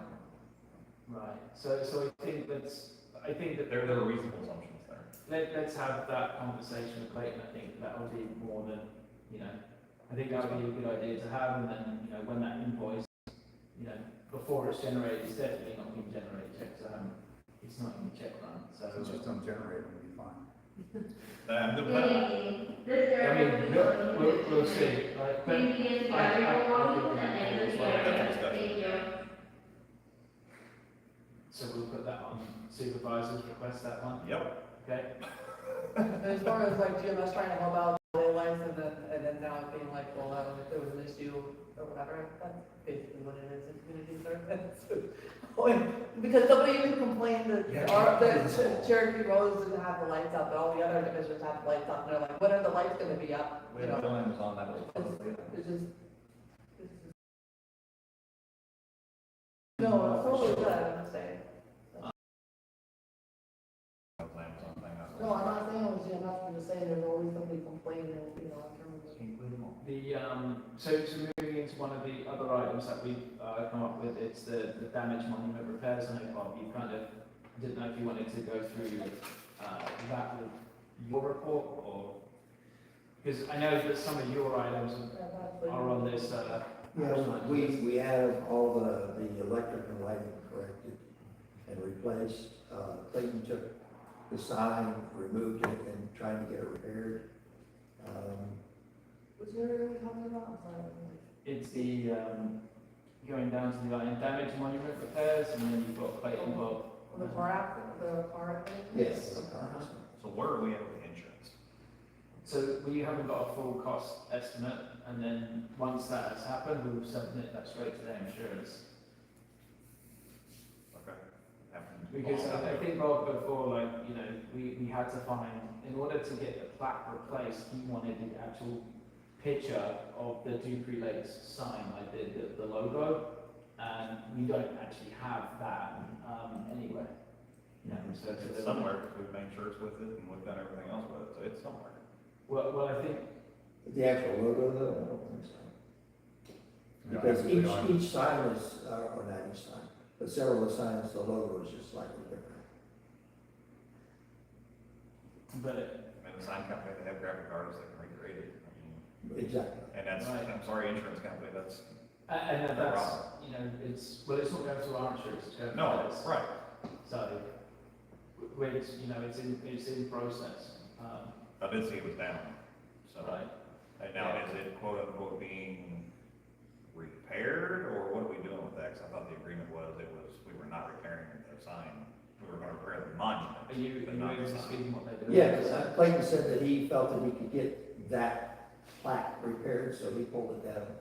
So if we're not happy with that, and obviously haven't approved, or an insurance company, but we're not happy with quality of work, I mean, nobody's approved the work, so I'd like to see what their idea of repair is before we Right. agree, because at the end of the day, it's not that the sign fell off and it's on us to fix it, it's the sign was damaged by a motor vehicle. That's a whole conversation for another day. It's not our burden to, oh, let's fix this and make it look like crap. It needs to be just like it was like a vehicle was. Right, yeah, we need to make sure that it looks like. Just like it was before it was hit. Exactly. Alright, I'll follow up with, to provide that, information from Clayton to you, and I'll work with, Glenn on that. I don't know where he said it. Okay. I mean, obviously, he's not been given the quote unquote approval to approve the repair until we know what it is. Well, I mean, I'm not agreeing to repair right now, I guess is what we're saying. Well, I mean, I think, We got insurance or? well, It's the motor vehicle owner's insurance, Yeah. it's paying for all of this. Clayton's moved forward, we're obviously going to the vendor to get the sign repaired, obviously. Right, that's not what we agreed to. Well, The new sign is not repaired sign, that's gonna look awful, new sign. Alright. We're repairing the monument, if the monument is to be repaired, which I'm seeing an estimate there, painting and foam repair, who is doing that work? Is that a monument company or is that GMS? So our GMS maintenance team does the foam and the paint as well. So let me ask this question, and I'm not trying to be hard. Let me ask this question. Why is GMS doing this when not a monument company? Because this is an insurance claim, this is not Dupree Lakes broke this. Who's giving them the instruction though? Or somebody else? I don't know what the instruction, I mean, yeah, I know when you and I have thrown multiple emails back back and forth on some of these things. No, it's fine, because, I mean, at the end of the day, if we want to go down that route and we want a reaper to come out and fix it, if we want to go on their schedule of 6, maybe 12 months to come out and fix something small like this, we can absolutely go down that route. I mean, that's And that's fine, and I think maybe that's where we need to turn that and like maybe kind of step away from the, look, that's something that, Clayton looked in his maintenance, small projects, we can handle this, we can get that fixed. But if we're gonna, the next person we would reach out to is a reaper and say, can you come out and fix this area? Might be spending, and that's fine, I get where you're coming from. Which line is it again? No, but it's not even about being hard, what I'm saying It's is the that last one before. but instead of doing that, I guess, that communication, it's, GMS are very confident that we can fix it, but I guess, if I can get broad consensus, it's like, no, we want to go through, a monument company, because I don't know if that was the direction before, but That's why I'm saying we're in the direction. if it is now, we're changing it, and that's fine, but I am gonna. Typically, I would say, like, Cleveland's operated under, we can do this, we can repair it, and, and do it for an affordable rate. And it's not about being harsh, it's just like, okay, if you give us a direction, we want to go down this road and go with a vendor that is literally, they just fix monuments. And is your concern more about getting reimbursed from insurance? It's not just that, it's that something happened, Yeah. and it needs to be put back just exactly like it was prior to the incident. Right. And it's instilling the expertise of the company that is what we do. I'm not saying that GMS can do it, it's not gonna look good. What I'm saying is, this is what that company does. Yeah. They specialize in this one thing, and the monuments, that one's 15 so years old, styrofoam's already deteriorating, and if we're patching and fixing, Yeah. and it falls off in a year, who's guaranteeing the work? Is GMS guaranteeing it for 6 months, 90 days, 5 years? Is the monument company doing the same thing? If it's like for like, and it's cheaper at the end of the day, it is what it is, but we didn't break it. And Jason, does the insurance company require you to use a certain company? Do you know? No, I think it's just, provide the invoice and then, you look at the company that's done the repair and, licensed and insured and they're able to do it. I mean, I think it's also, we thought that this was the direction and the right thing to do and it's pivoted, so we just. I'd say it's pivoted, we go back and look at emails, it's fix it like it was. Right, And we've wasted 3 months on this. I mean, the claim should have started the next day, people out there the next day going, let's nail this out. Well, usually, the insurance company will perform an assessment of what they think it would cost to put it the way it was, and then they do a check. Well, They're not gonna even, recommend, like- well, not even really that, it's a property damage claim. It's not a motor vehicle. No, that's fine. Obviously, we will go that direction, and obviously, wherever it's at, Glenn, again, this is going to be another one of those. We have the time, we'll set that call with Clayton and just say that, board's direction is to go through, a monument vendor, like a reaper or whatnot, and have them come out and do the assessment. What do you guys think? I think it's gonna be really expensive, but, That's fine, but it's insurance and. and I would like, they was just like, just operate under, if that's the case, operate under the assumption that. A lot of times in claim-based insurance, you typically have to get estimates and walk through them for review, and then they'll Right. give you an opinion whether or not they agree or disagree with it, so. If we're giving them market cost, and market cost is less than it's gotta be more than $2,500. I don't think we can give them market costs, because obviously you guys are just doing the maintenance, trying to get it repaired quickly, I appreciate that, but Right. just get some company to do assessment, give us invoice time. Yeah, no, Give no an insurance problem. company, and then based upon that, we can make a decision whether or not we want you guys repaired, or if the insurance company say, yeah, we'll pay for the entire thing through some company, and they got reasonable time to go. No, absolutely, I don't want to have that misconstrued, because the maintenance division for us is not a money maker, it's literally preventive maintenance, to try and do the right thing, get this situated, done, but it's, We appreciate Clayton's mindset, and I think in this situation, we've got to open I play. think that's just where the miscommunication is, so I'll relay that to Clayton, and we'll get that handled. Good No evening, problem. this area is closed for 5 minutes. Please exit the area. Thank you. Slow down the timer, I'll just wait. So, Yeah, no, no, okay. Roy, what are those bushes, they're like chia pet bushes, I'm really expecting, you know?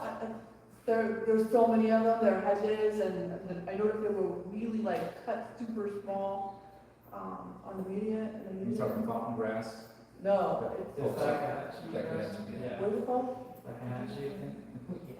Takahashi. Yeah, it's something like that. Okay, Yeah, well, it's the same shrubbery that I spoke to, Mike and Clayton about, you know, possibly like what would it take to take them out, because they're so overgrown and they, block the, you know, this side. view of cars, right? So, but they were trimmed way, way down, and I don't recall, I was like, are they gonna be worked out next, or who like approved that, and what did that cost? I think that was just part of the general maintenance of that part where it It's gets our chopped sweet way down. and, or so whatever. But it's clean, it's in Yeah. the boulevard. Right, it's in the meeting at the boulevard. Yeah. There was a resident, and you may have got an email from the resident, but I told them to when they reached out to me, was we're pulling out, and Yeah, I've almost that's got what hit we're however on. many times, Right. to And that's fix been an it. issue for a long time.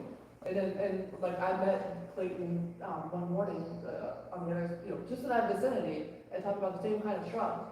And we discussed like all of that, and he said he would talk to Mike, and then Mike spoke at a meeting, and then he said we could, you know, trim them way down, but that's a lot of work, and it's almost more labor intensive, we could just like, put them in the yard, and then remove them, that kind of stuff. And so, but we never talked, yeah, there was a visibility issue, but who decided to pay Cardinal, or they didn't charge us for? Well, I don't think that should be part of their It's a lot of maintenance work. contract. Right, It's- it's on the contract. Right. Okay. I mean, they should be doing that almost twice a year, is cutting those down. Right. For- We went in for between reasons. every one, like, so there's just like a ball. Yeah. Are you talking about on the boulevard? Yes. Right on the boulevard? Yeah, that's a fountain grass that No. grows up, same as we It's have. not out mountain here grass, I on the know what that is, She's it not like a grows bonus like that. program. These are bushes. Yeah, because we did the same thing on the boulevard, because it was blocking it totally removed the vision from people coming from the north to the south. Yeah. So, and they trimmed those down like kind of a ball. That's all, yeah. It's overgrown in a lot of areas, and I wondered, I was told that it needed to be like a specific project allocated, you know, then we have to vote and be remediated, like, I think it was just a with Glenn, it was just a general maintenance concern, that's why they just chopped it down, so the site was not maybe like I'll- impeded. But, I'd like to see it done in some other areas, but it's also would require, you know, maintaining that. do you want me to follow up with Cardinal about these other areas that you Yeah. have? Are you able to provide? Is it the people in the one where it's like that? Yeah, Queen Emily's. Okay. The big, really, really tall, It's on your side. There's Yeah. magnolias in between them. I think we're on the And corner they're- of some of them are Sweet that. Queen Emily's, yeah. that's- It's been a while since I've looked at their contract, going way back when we negotiated originally, when I was on the previous board, but I thought they had exhibit to their contract to talk about when they would do their annual maintenance of the bushes, the shrubs along the walls, all the roadways. Can you maybe dig that up, Jason, and Yeah. like that? Circulate that to the, Actually, I think that, council will look at the Cardinal contract and then talk about that another time.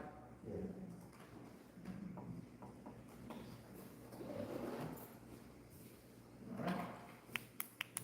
I've got a couple that are tied to this. Additional adjustments to common lights and nebula, that's been on hold for a while.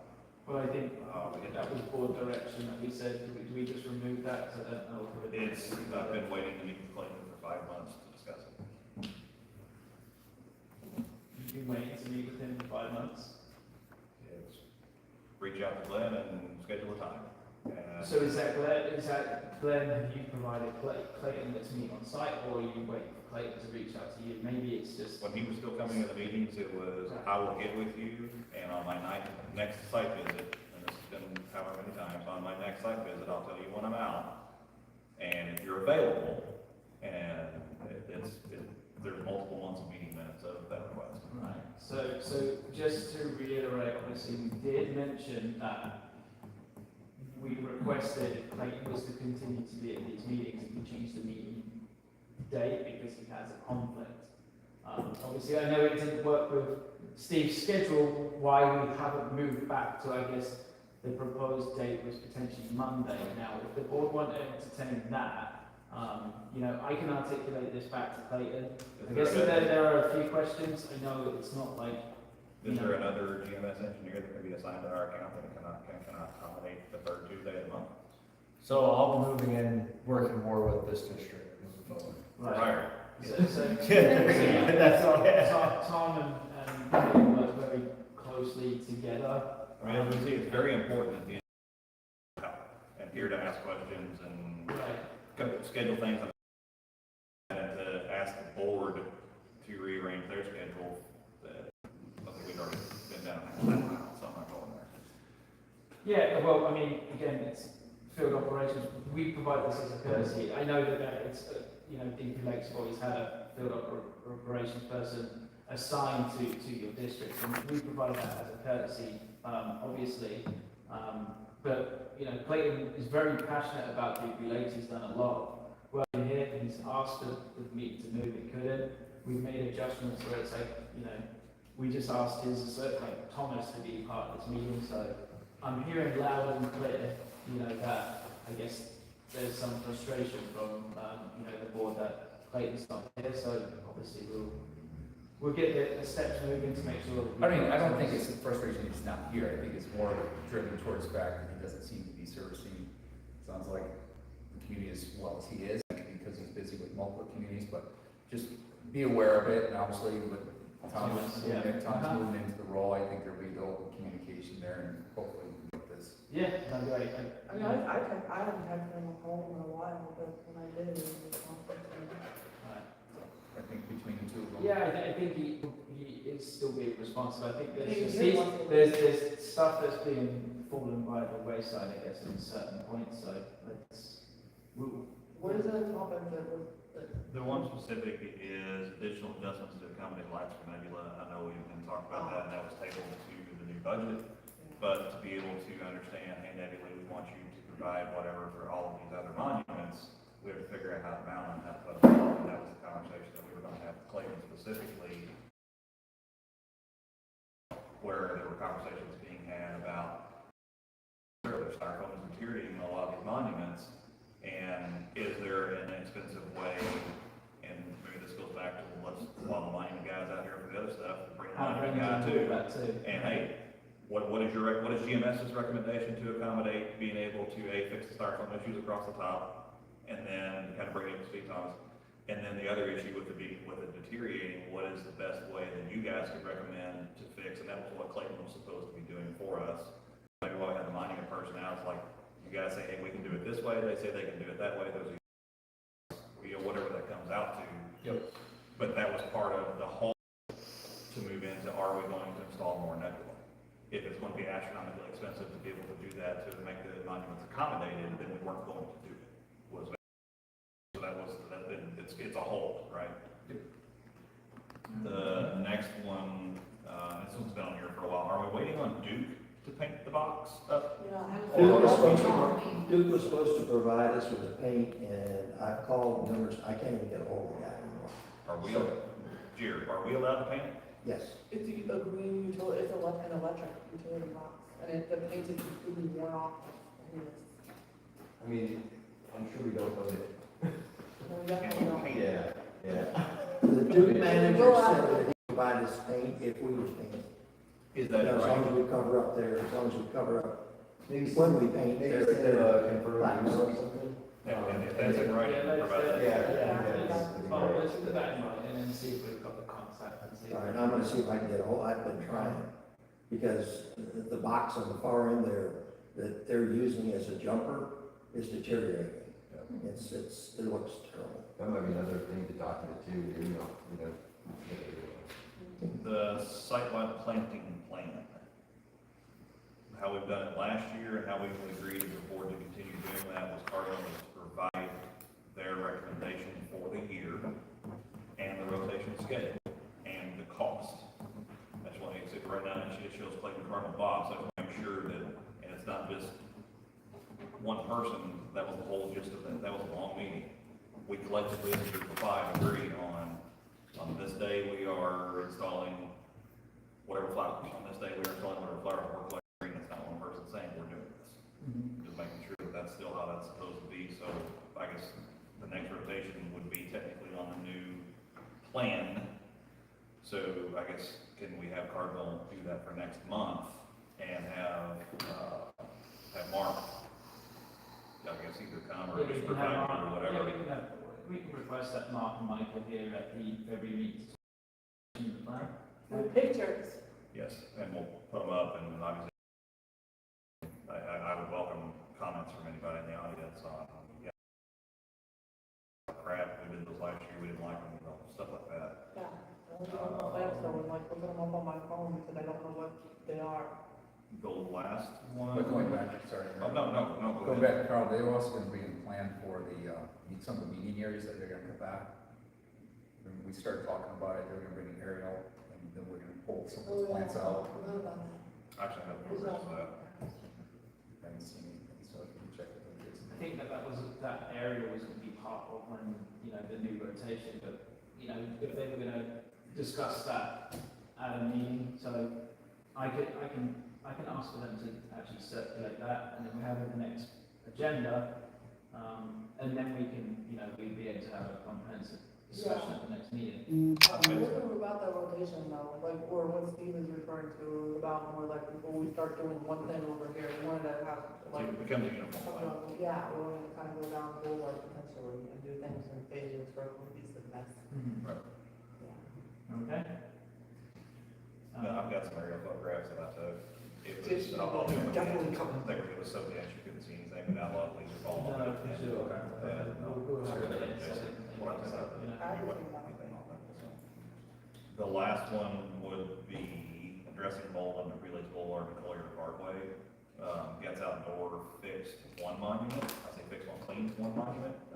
It's the obelisk on the Cherokee Road side of Dupree Lakes Boulevard. The independent. Coming out of there, it's the one on the corner.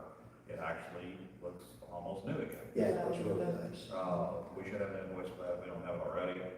And then he's actually going to bid the boulevard walls and bid, as one bid, and that would include the rock on the walls. And he's going to bid individually just the rock on the walls to clean Let's those go up. in here. Did you say that? No, this is gets outdoor. The gentleman actually lives on our street, he lives in the community. Our main monuments need to be done too. Yeah, he's basically bidding the community to, we do, so we We just, just stay in the color, if you, I've done it on my house, if you power line, the color will go away. there's the right way to clean stuff like that, Yeah. and there's the wrong way to clean stuff like that. And that was one thing Bob was gonna just kind of have somebody take care of it. The issue is if you get pressure on the monuments, you get pressure on a lot of those rocks, they fall off, they crumble, they break, the same with the styrofoam. So what he's actually doing is, he's actually soft washing it. So it's high volume, low pressure with chemicals, safe chemicals. Yeah. And he was up there, it took him maybe an hour to clean that one, but it was very gross. I was up there with him when he was doing something. But they do pressure wash like community walls, like, they don't have stones in there. He would probably soft wash all of it. Yeah. What we use on the walls is a bleach mixture, to kill the mold and algae on the walls. We don't pressure wash it, because it'll blow the paint off. No, they're back to the soft wash, which brings up another topic in a section we'll come up to supervisors later, we'll hit it real quick. Is repainting walls. Repainting, we've already talked about repainting monuments. Walls haven't been touched in 20 years. They're faded, there's cracks, there's, and Bob's brought this to my attention, there are roots pushing up the walls, which I know Clayton was aware of. So it's, what do we do with that? Maybe bring arborists in and. That's what I think we should do, bring an arborist, because you're talking some big oak trees. Just cutting the roots, we don't want Yeah, to kill because the tree. they can cut the roots and then obviously with the, so those fence panels, if you, if I'm not mistaken, I think they can actually be lifted. Yeah, it's really. They are, some are lifting them now. Yeah, but they can be lifted, cut branches out and then lay back down, but then you have to be. We want to make sure we kill the tree. Yes, that's what so is that the start direction that we want to start looking at that now, or do we wanna, Whatever the tree issue is, I think we need to we look need at to it. look at it ASAP before we end up having cracks and more damage and more replacing walls. Some of them are raised up this much. Yeah, because they're slid in between the little mini, slid in, and that's what's happening, is raising them like that. okay, and then obviously with that, painting on walls, obviously the paint job, that's a serious, like, that's gonna be a lot of money, as we know. Where's that in our reserve study? I have to pull up, I have to review the reserve study, but I know it's not yet, but it's. I don't recall paint specifically in the reserve study when I saw it a couple years ago. But if you go out there and look at it now, I don't know how it's that wide, it's that, but the other kind of piece of that is we've repainted the clubhouse, it's a completely new color palette on the outside or whatever. The idea would be to match the monuments to the clubhouse, so it's cohesive, match the walls to the monuments in the clubhouse, so it's cohesive. I mean, we painted it 10 years-ish, probably before we touched it again. I mean, they let it go for 20 before it was touched. And we will be using quality materials, Right. as opposed to building materials. Right. Well, since we're spending money, I'm pretty sure that there's a roof leak, I'm not professional, but like the moisture on the ceiling is regardless if we've gotten. There is a brown spot I can see The above last that few camera. years. That crack was actually, when they resealed this. That is, Well, look at yeah, but the then now camera. there's a water stain by the security camera, which is new, and then there's also like a little. Oh, hole. I'm sorry, I was talking about the crack, I'm sorry. Yeah, So no, we well, I was we looking made at a- that. The crack could be because of moisture. The crack could be because of the painting, or the painting peeling because of moisture, and then now we just see a stain as well. But, So John, are you able to, when you're here, just like, I don't know if there's someone, like, are you able to look into that at all? And, you know, if you need one of our guys, or someone, if we need, I if we think the need roof someone. needs an assessment, like, I think that the roof leak, not just the moisture on the ceiling. Right, and I think, John, if you're able to find out like what's going on here, and then if we can help assess Tom, and then obviously if you can just collaborate with John and just work together on that. Yep, that's relatively new. Yeah, it wasn't there 2 weeks ago. But is, or what are the reserve states study? We'll Studies get up say on about that. our roof and how, is it near, it's. Your roof replacement's not until, well, it says, not replacement, it's, I wouldn't say it was a replacement, but into 2025, it says it's 33,000 that it has in there, in your allocated reserves. 2025. So not this year, but it's getting close. Like, yeah, You so. know, I have shingles in my driveway, my house is a lot newer, so. And that roof is shingles. You know what, yeah, you provided that, so, like, yeah, I've got. I'm pretty sure there's probably a problem up there. Okay, anything else regarding the field report? I'm just looking at just reserves. Did you have any consideration for the sidewalks? Those get pretty moldy too, dirty, nasty. That hasn't been done in a few years. That's a catch-22, people don't like spending money on it, but. Well, that's, I also think we that can do with our power washer. just before the speed was on there, we had that like, the curve done, because on the boulevard also. I don't know, like, makes a difference. But beforehand, you guys did receive a proposal from an individual that said that they were gonna, remember that one gentleman that came to the meeting, he said he was gonna pressure wash? the 30 sidewalks. grand, 30 grand for sidewalks? Yeah, 30 grand up and down. That was a proposal you? Yeah, he did, he came to. he didn't have what he needed to do it. Right? We didn't accept. Okay. So if that's the case, do we wanna have a, Right on unit. do we wanna seek a proposal for that? For, pressure washing the sidewalks as well? Like, yeah, I'd like to see a proposal. Len, your individual list, I don't know if Austin has I'll use the word proper equipment, I mean, I know he does, but to cut the labor down, if the company has a ride-on unit, I mean, literally in one swath, they drive down and knock it out. Oh, But yeah. basically, it's like a miniature Zamboni that's a giant pressure washer, it's 30 inches wide. Doing that by hand with a walk-behind cleaner, it's doable, it's just a lot more labor. Yeah. And a lot of time. Yeah. Well, and whoever does it, they have to take the chemical, or it's gonna come right back. And then go back. There's some residents that clean their sidewalks, and there's some residents that don't, it's technically. Is there kind of a maintenance schedule for the project? There's the concept. This is, There's not really ever been one. yeah, there may be some more, anyway. Yeah, That way, you know, you're not sort of tripping on yourself, maybe do it too frequently or too infrequently or something along those lines. right, And the other thing too, is it helps a bunch with insurance, if you're talking, sorry. But maybe you're talking to insurance companies, if you have a regular program and somebody has a slip and fall, you say, well, shoot, we're following, you know, the recommendation of our engineer, whoever. That's what led to the sidewalks around the Amenity Center being cleaned, was a near miss, Yeah, so. but if you got a regular schedule, I mean, I literally talked to an insurance carrier about a week ago, and it's what they were talking about. Pressure washing service is something that GMS has in your portfolio of stuff, or? yeah, but we do have our own pressure washing rig, so I just have to see. It's gonna be a surface cleaner, or normal standard surface cleaner, it's not gonna be the. It's just gonna be a brushing. Yeah. It's not exactly. Yeah, it's not bad, yeah, and it's, you know, it's actually be more cost effective for, you know, for another vendor that can do it with, you know, some even more heavier duty equipment. So I think we can see if we can get at least 3 proposals for that, Tom, we put that on the list? Yep. Alright. You guys outdoors already in the system now? Yeah.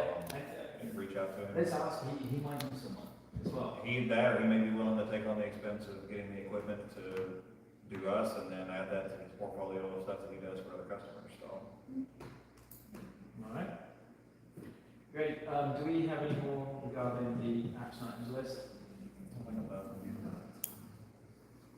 I do agree with Janelle's comment a while ago, we really should start putting new dates on a lot of this stuff and say, done by here, done by here, done by here. I don't think we really put due dates on, and it's plus or minus a couple of weeks is the seasonal rotation of the plants, but there's never been a, let's put due dates on stuff. For specific to Cardinal or general? I think general maintenance. Is that a plan that you've done for other communities, Jason? Essentially, it's as, you know, as needed, but, you know, Dupree Lakes has several, like, you know, we've just gone through a list, I've probably got, you know, there's a lot of follow-up here, a lot of items. We're talking about some of them for months. Sorry? We'll be talking about some of these topics for months. Yeah, you know, if I can get through a third of this, I thought that would be a very, you know, that's a huge accomplishment with the amount of, you know, items that what we've got, but then it might be, you know, we're trying to do these, but then it's cost effective, but, you know, we can work with staff and, you know, Tom, We're you fighting- definitely got your hands full to Yeah. get stuff done, so. We're fighting 20 years of just not keeping up. Yeah, and infrastructure's getting old. There's a lot of things that didn't want to spend money on, or didn't care to spend money on, didn't want, whatever. Yeah. We live here, let's make it look nicer. So, I mean, if we're talking about creating project schedules, and if we're talking just specifically for maintenance, but it might be cool to have dates of when these items were added. You know, for me, I know I'm new, but I have no idea how long these items have been on here, so are these really long, and we're just prioritizing other things ahead? Or are these things that really were just, they need to be done, they just haven't really gotten to, or we're having issues that, I mean, I didn't put this on here. Yeah, and I think it's, you know, it's deemed as a priority list, it's deemed as more important, and, you know, that supersedes other items. If it hasn't been completed, but we want to speak about it in the future, it's on hold. For then, Janelle's help, is there a way to electronically circuit, the last 2 years of the action item list? yeah, we can absolutely do that. And while we're at it, circulate it to the board, you know, see kind of what's been done, and how you just came back last year, and for some sort of, well, we did this, and why does it not look good now? You know, kind of situation. Okay. Yeah, we can provide the action items list to all of the board members, you know, to Google Sheets. I think sometimes staff go in and make edits to it, but, If it's in Google Sheets, just give us all read access to it. Send Yeah. it, send it in Excel. This is something that, Yeah. the action, that's. No, we're gonna provide it, just read only. That's something that- I mean, I'm good with edit access too, I I mean. thought I provided like a template and it didn't have like the date, and upload insert photo or whatever. I'm not being up on play anymore, like. But, yeah, so we'll circulate that, and obviously, you know, here in Allendale, that there's a lot of, you know, there's other items. There's the follow-up items, what we've been doing, like, there's been a lot happening with Dupree Lakes, obviously, you see that, and, you know, within the meeting, but, you know, the maintenance list sounds like there's a lot, of other things that we can work together and get better on, I guess, so. Yeah, we're still figuring it out. Right. I don't really understand. Yeah. Alrighty, so moving into our next item, unless there's any more questions on the action items list. District Council, back. I don't have anything, I think we've covered most of my items, if you have questions. Super grateful to be here though. Thank you for a great meeting. Alrighty, next item, District Manager's report. We'll go over the, you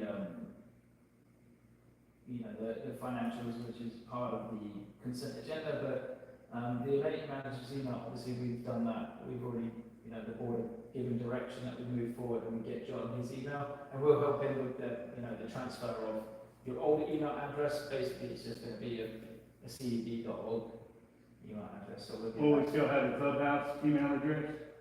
No, it will be replaced, That would be the clubhouse email address. yeah, the clubhouse email will be replaced with the new CDD one, but it's not one of those, we'll do it in, you know, it's not gonna be Yeah, it's fine. transferred, it's gonna take 30 days, like, to get that all transferred, because you have to grab all those emails and then transfer them over.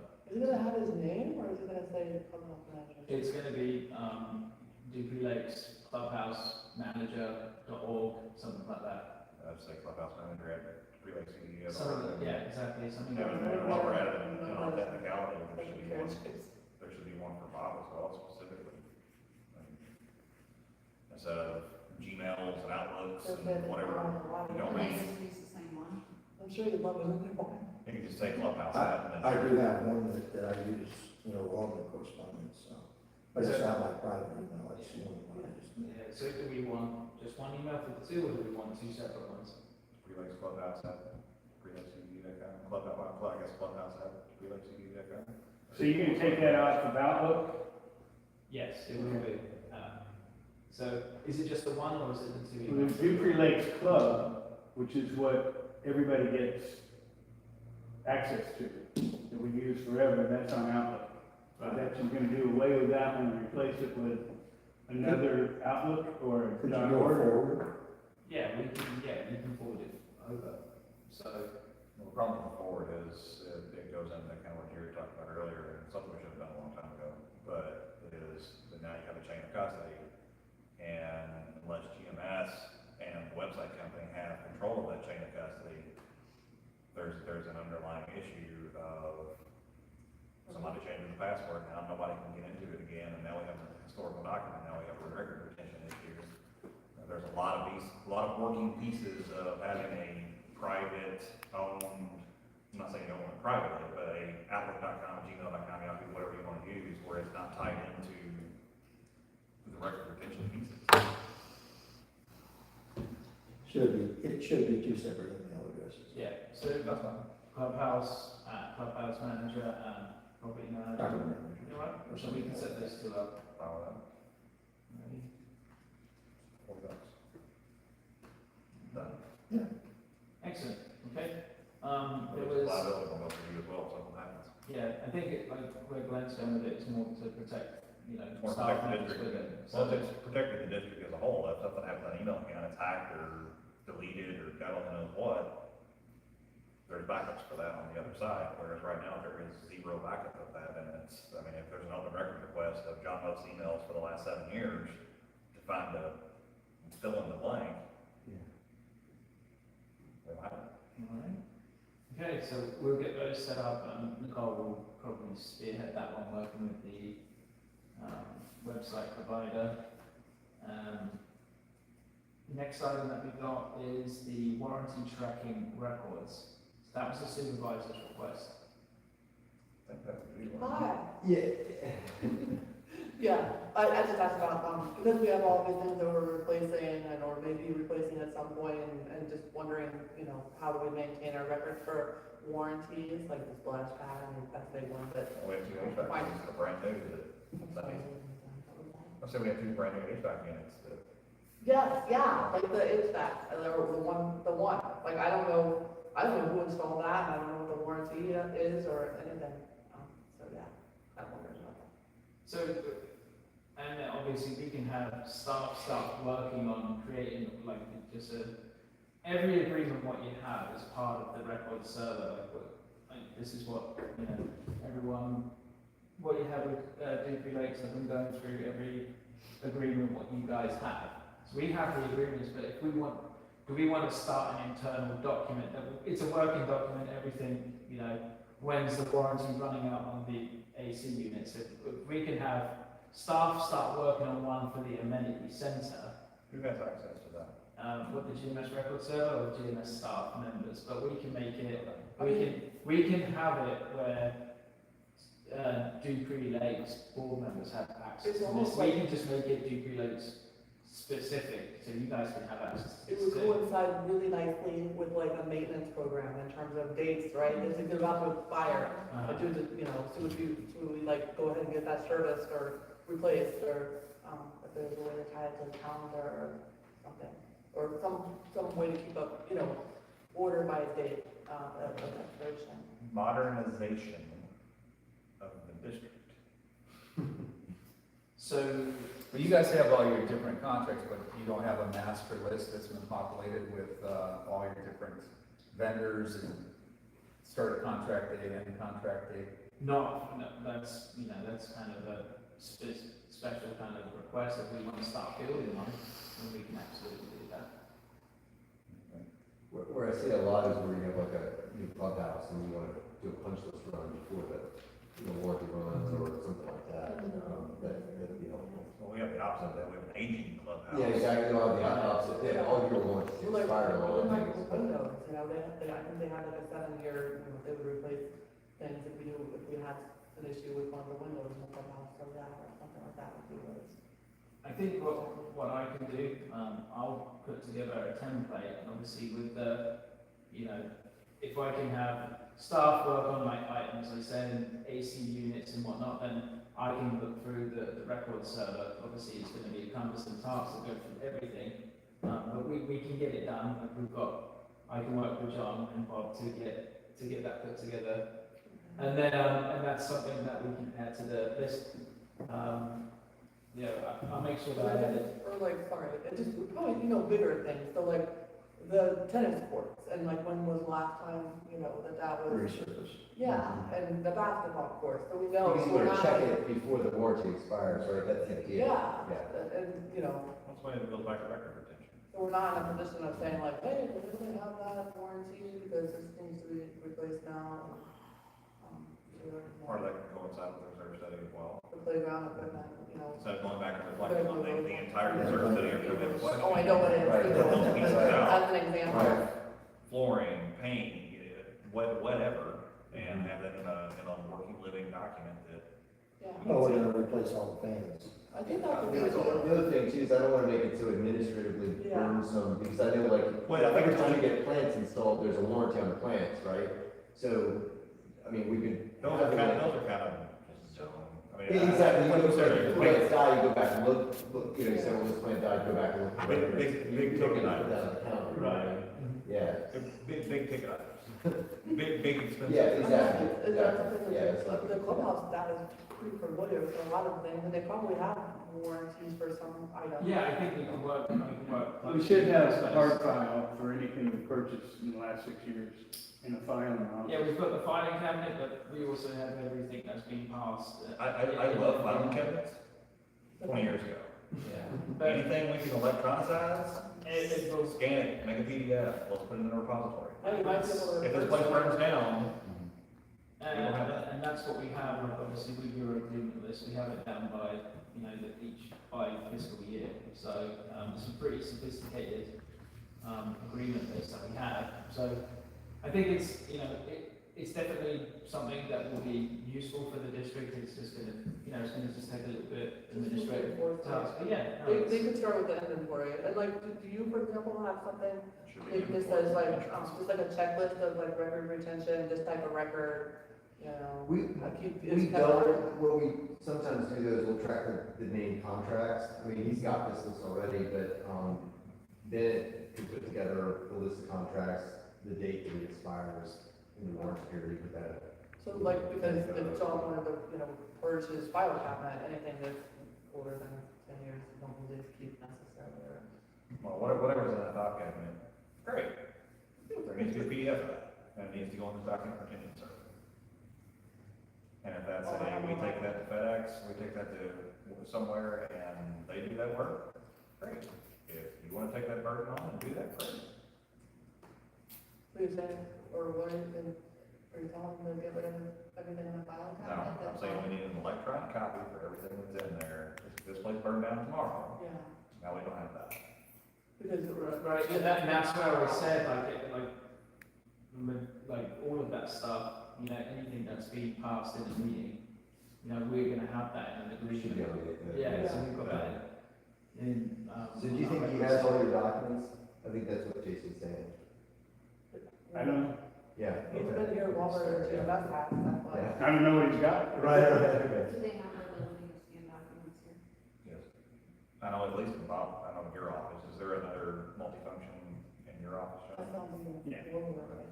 And John, if you really wanted to, hey, if we really wanted to scan every single document in there, John, what I would ask you to do is just bring it down to our office, and we can scan it with, we've got staff that can help with that, it's not a problem.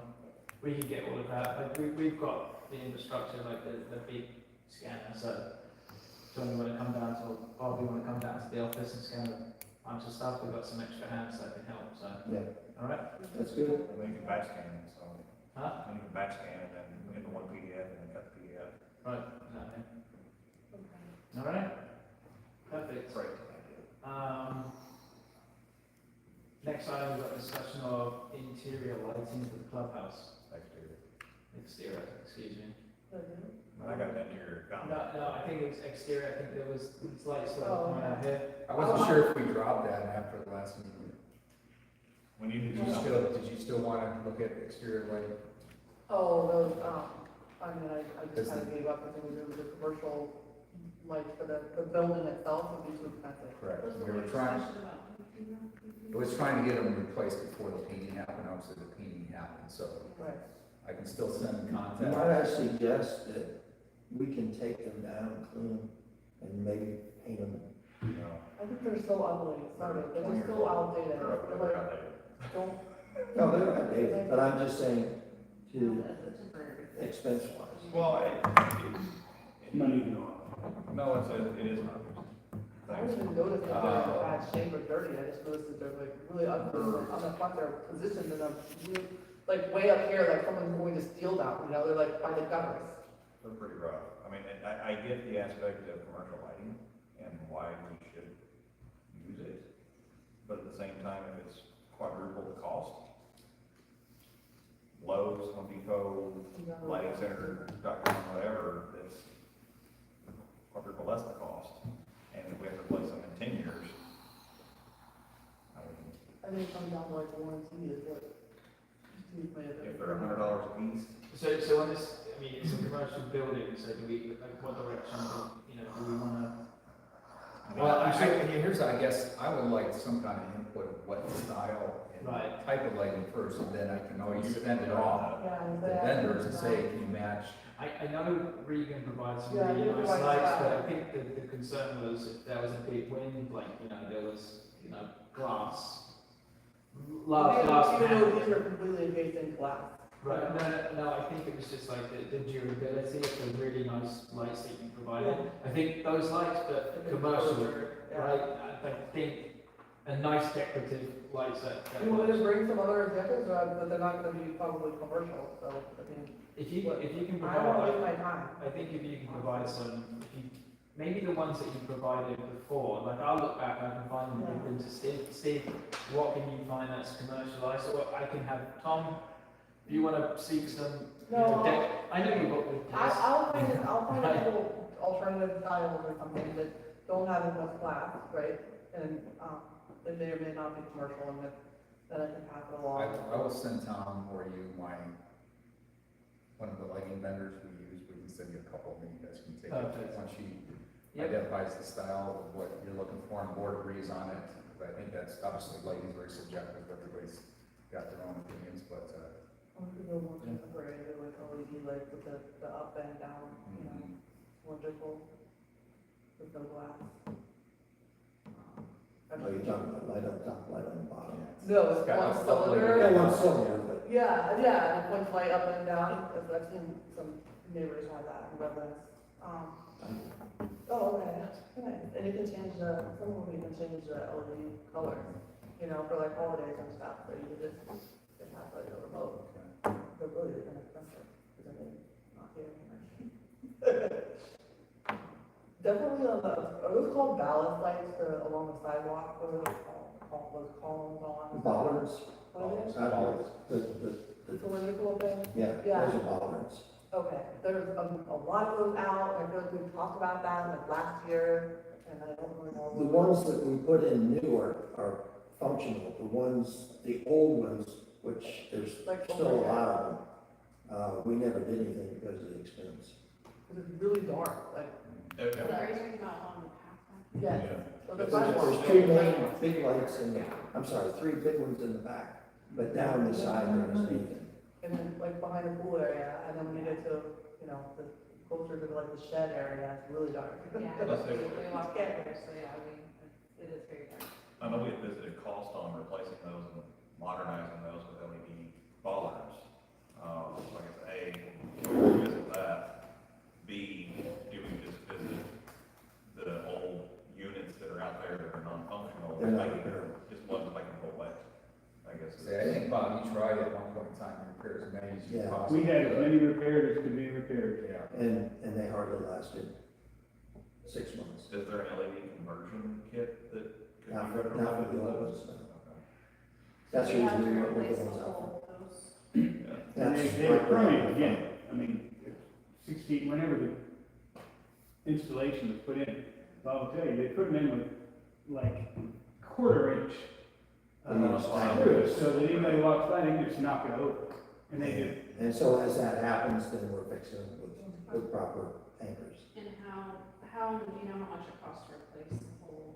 Those bollards out there, were around $750 each. And how many did you do? 15? We did more than that. Yeah, I think we did like 15 and 8. Yeah, I think we did like 25 or, Yeah. How many are? Yeah. and then the three big ones in the back. So we want to follow up and add that to the. Sure. Add to the list. So like, when did we do those, and then how much longer of a warranty, or is there one, and, right, if we did 25, like. Well, if there's 100 of it, like I said, if I want to do it, if there's 50, then we have 25. Well, yeah, but like, when do we have to replace them again, like, the ones, when they do 25, how long do they last, are they still working all of them, or? The other thing is if we take the old bollards off, then we have to get some kind of a case because there's wiring in each one. Right. We have to cover So it, we try to otherwise, cover possible Like, liability. it's like rebar or something, something, blah, blah, blah, blah. This is going back, you probably don't remember, wasn't there like 68 of them in total around this area?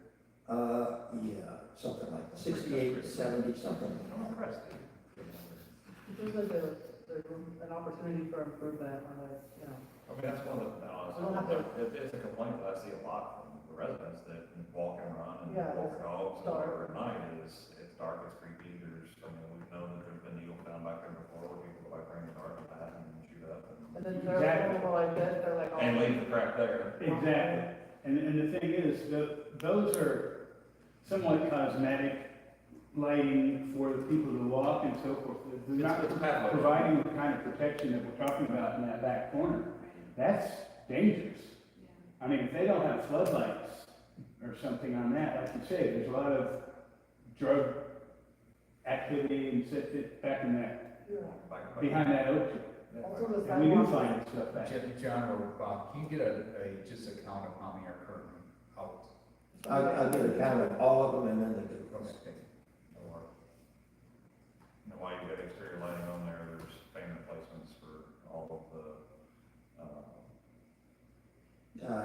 Clayton and I talked about that, last Friday.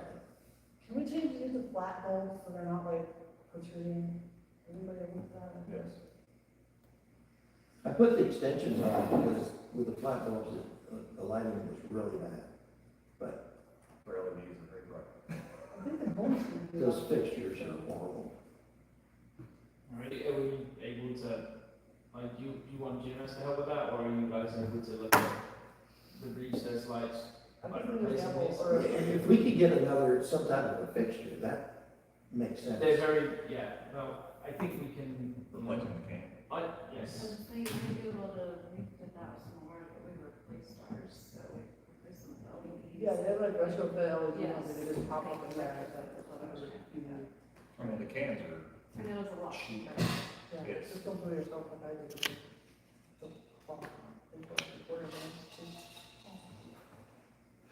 We're trying to go into this, Alrighty, okay, so I've added that replacement of LED lights in the clubhouse. Okay, next item that we got is approval of the consent agenda, which consists of items A, B, and C. questions. I didn't receive any before the meeting, do we have any now?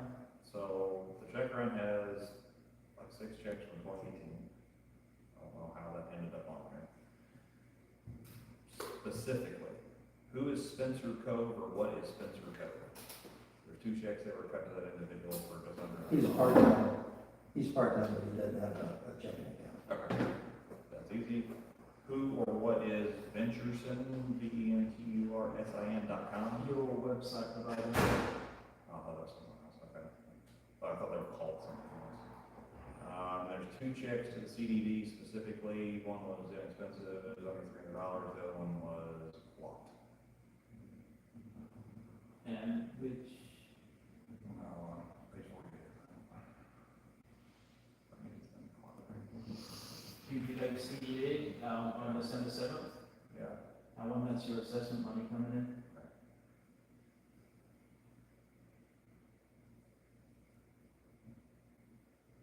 and there's another one, $239. And it's the same description. The Dupree Lakes, Yeah. 239.97, check 2642. I'm assuming it's the same, like, they come in waves, like, when they come through, Okay. typically. You might receive, like, that's over, well, that's close to 50% of the first wave that comes in on December 7th. Right, I get that. I would assume, we can't dictate what the council kind of provides us, like how it comes. You probably find out, I would assume majority of people have taken advantage of the 4% discount that you would have had paying your assessment, so I would assume that by next month you see that you're going to be close to. Well, as it stands right now, if you look at your assessments, it actually says that you're actually 95.47% collected already on your assessment, so it's pretty nice. So it's like your assessment money is already come in, not 5% of it. Alrighty, any other questions? I have a question on the Spencer one, you said he's part-time, does he work every week, does he have specific hours, or? No. To all your questions, no. He doesn't have a system. We just bring him in here occasionally to help out. Okay. So, so you like just he to help him with the volunteer Christmas help and- stuff like that. That big talk, big talk. Yeah, skinny, No, not Cody. not Cody, no. Cody is got regular hours. He works like 4 hours a week. Okay. The guy with the regular hours, the guy without the regular hours works less than that, way less. So wouldn't we see checks for both of them? No, because one has a deposit, the other one doesn't. Oh, gotcha, okay, thank you. Everybody has direct deposit except for Spencer. Okay, thank you. Alright, Motion approved? Well, Second. and just, I've been wrestling with 2860114, but I think we need to move our audience comment period to the beginning of the meeting prior to us taking action. It's okay for the general comments, but we need to take action, after we've given people a chance to comment. Yeah, I should have this at the beginning of the meeting. In any event, on this specific item, we want to offer up the audience comment before we act. I'm sorry, true possibility. Which ones? Alright, so Just any motion, I mean, thus far, I think we put our, we haven't made any, well, we wanna, we've got to take an action, and so I was just checking the Those statute. like we're in- I would have done this at the beginning of the meeting, had I thought about it earlier. so we want audience comments at the top of the meeting, but, so do we have a motion to open up audience comments related to the consent agenda? Hold on. So what you're saying specifically, is it just for the consent agenda for the expenses piece of it, or are you talking about? No, so if I had more foresight at the beginning of this meeting, I would say, hey, let's open this up to audience comment on all the agenda items that are today. Right, but how, who's to say that we don't answer the 75 questions throughout the process, and now we're out of order and we're ping-ponging. Yeah. To me, and this is my opinion, it would create a lot of out of order, I think that's why Jason, or. I think what Jason House has always had at the end. No, I understand, I understand. We put it there. It was a request that we had it at the it was always at the beginning, you usually have audience comments specific to agenda items at the top. Typically, that's your norm. It was a request to move them to the end of the agenda. I believe prior council provided yep, that's fine, not a problem, because obviously they received the draft agenda. Now we've got, The statute is admittedly a little ambiguous, so here's what it says. It says, members of the public shall be given a reasonable opportunity to be heard on propositions before a board of commission. That doesn't really answer the question, right? It doesn't say when. Yeah, terrible. Then it says, the opportunity to be heard need not occur at the same meeting for which they take the action. If the opportunity occurs in a meeting that is during the decision-making process, is going to be at approximately time before the meeting at which the board takes the action. So it doesn't, Well, specific to your comment about the consent agenda in general, which I hate that word, and we've talked about that before, it's the check room summary, it's the combined balance sheet, and the special assessment receipts schedule specifically. Is that what you're? well, no, We combine it all at once. the approval is just mainly just the check run summary. You don't really need to combine the combined balance sheet and special assessment receipts, because you're not really approving. That's just information. Right, so it's kind of just the check run summary. So most of the thing that happened like 2 years ago, we argued about forever. So I think with that, remove consent agenda item. Yeah, we go back. Remove Yeah. consent agenda, period. We approve the check run summary as we had done previously, however many years ago this was, and move on. It was. yeah, that's fine. Let me go back to my office. I emailed them during the meeting. I've got a couple responses back, and they're all saying do it before, but the language is. Personally, I'm all for that, because I've always felt like people would get the perception that we were hoping they'd just go away because we made them wait so long to ask their question. But I think the difference, like, the distinction would be if we move that to the top of the meeting, it doesn't mean that, you know, we can take their question, but if we're gonna get to it in bullet point C or whatever, we can say, you know, we got your questions, and when we get to that part of the meeting, we can do that, we still stick to our flow, So typically, we don't jump all over the place. what has worked, what has worked is that, we've asked for audience comments related to agenda items. You give that individual the 3 minutes, because you are the elected officials, you're the ones that are, you're the ones that are gonna make the decision. Give them the 3 minutes to talk about any agenda item. And you don't have to, go ahead, Jason, you're doing great. Yeah, so allow that individual to. We don't wanna get off the page before we've even gotten to. So we have an agenda for a reason. Well, but it's kind of like if you've got any questions related to the agenda. So they said, I've got questions here, here, here, and here. Essentially, you don't have to answer the questions, you can just let them have their 3 minutes. The And other I thing think that's what Reagan's saying, is as long as we let them ask questions or whatever they want during that time, we can address them when we get to that agenda. So Right, the, they can yeah, stay, or they can read the meeting notes if they don't wanna wait. cities and counties either have an audience comment section at the beginning, or at each item, they let people come up and speak to that item after we've had a discussion. So there's different ways to do it. I'm okay with that. I just don't think think it's it's on too, track. for not Yeah. complying with the statute. Yeah, no, it's just sometimes we just get, you know, it'll turn into an open dialogue, and then it gets off page. Right, no, agreed. And we Change usually the adopt meeting's the, longer. right, there's a resolution that we can have our boards adopt at the front end that talks about the reasonable opportunity heard. Historically, there was no right to speak to the public. They created that right a few years ago, but it also has parameters. So you can create your own rule or policy on that point, and if you follow the policy, you're in the safe haven where you can't get sued for that. But the bottom line is, I think you have to have some sort of opportunity for folks to speak to it before you take action on it. I'm sorry about that. No, it's good. So do we want to have a motion, do we want a motion to open up the Yeah, I think if we're not taking if we're not taking a vote, I don't think we have to, if we're gonna take a vote on anything, I think it's having. So, if we're voting on the check run summary, right? we have not provided that to the folks in the audience for them to review the check run summary that we're discussing before we take a vote. Right? So my motion at this point was to open up to the public if they have any questions regarding the check run summary. Would that be prudent to ask that question? Yeah, do you all have any comments on the check run summary? Okay. I mean, they can't have a question if they don't see it. Well, it's in the agenda, so, I mean, we provided the agenda. The agenda's online, It's so on- we have- it's online. So we provide all of that information. Yeah. All right, so going back, motion to approve the consent agenda. Yeah, All right? Second. thank you. And also in Zoom, you can, whatever. All in favor? Aye.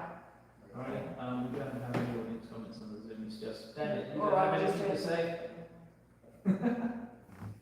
No, I'm good. I think you guys covered everything. No, you can just have, like, the chat or whatever, so they can send in their questions, Or can you say you know? that?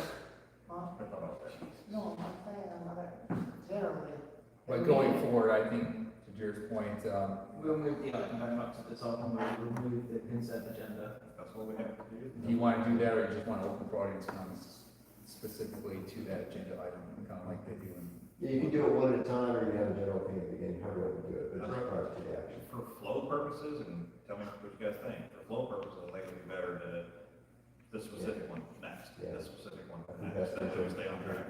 I mean, I'll be honest, it's almost 9 o'clock, this is taking much longer. Yeah. So just to reiterate, so for the draft agenda, you want public comment for each motion that we're going to be making, or do you want it just at the beginning where it says specific to agenda items, which basically says address any of your questions right now, you have 3 minutes? I think we do it for each agenda item, because that way, people are going to show up to speak about that certain agenda item, and that way they, either we might answer their questions as we work through it. And then any comments. Yeah, I thought they were gonna pose their question, and then when we got, you know, at the beginning, pose your questions, and then as we get to that part of the agenda, we will answer those questions. If you don't want to stay, if you need to go home and feed your kids or whatever, then, you know, we'll be sure to answer that question, we've taken it down. Well, that's why we're talking, we've got either that suggestion or the other one where you do it on each specific, you open it up after each specific agenda. So they would have to wait until we got like, to their item. We don't have people on standing work whatever, other than. Alrighty, the next item, do we have any, Did we come up with consensus on how we want to do it? Bob? I think it's gonna really drive the meeting out if we do each 100%. individual one. that's just not, Yeah, we can. do that. I mean, think we have enough. to her exact point, right now, Yeah, I was gonna say, that's my point, we don't have very, there's never anybody on Zoom, there's rarely that. I would love to fill this Audience, building. rarely. I would love to have a question from every 664 houses at the meeting. It doesn't happen. Start a little earlier. Yeah, I would love to have more I tell you participation. what, why don't I bring the resolution next meeting, why don't we have both options in there, but since it's mostly your routine meetings, like today's meeting, I was like, kids you have their own agenda item, I mean, but maybe if you have a bigger meeting, like your budget meeting, maybe then you have the election seat, like you can make the decision at the beginning of the meeting, whether you want to take them all at once at the beginning, or do it individually through. Yeah. We'll do that. That's fine. Kind of read the crowd before we start. Yeah. Okay. It's on the agenda as it needs to be on the agenda for statute, and Yeah. we find it's Play necessary. by ear. Yeah. All right, Jason, what's next? We've got the supervisor's request, do we have any at this time? I got a ton of them, but I'm not doing them tonight. Oh, thank you. We have more? We have more? You mean I've got a list of about 40, like, you know, I'm just like saying, Yeah, I'm not no. gonna provide the list what I have to the board and be like, you know, realistic expectations with what we're gonna be able to get through. Share in the Google sheet so we can see it working. So, and Glenn, if you can email those, or if you want to speak with them, I think, so I'd like to cover everything and prep my whole team, like, what we're expected to have by the February meeting. If you can provide them via email, or we can cover them with our conversation with Clayton and Tom, that'd be fine. They're very pinpointed to very specific things within the operations of the clubhouse. We'll do it next month. Okay, I've already got it in my notes, not fun. okay. Not fun. Alrighty, next item, we have general audience comments. We do have 2 members, so we'll open this up. Robin, Kate, who wants to go first? You good, Kate? Ready, Robin? Go ahead. No? No, nothing. Alrighty. Said the meeting's too long. Ready. So I have our next regular meeting. We are set for the February 20th. Same time, same location. Do we have a motion to adjourn this meeting? Motion. Second. Glenn Roberts. Second, give that one to you. There's one, okay? You got one, Janelle.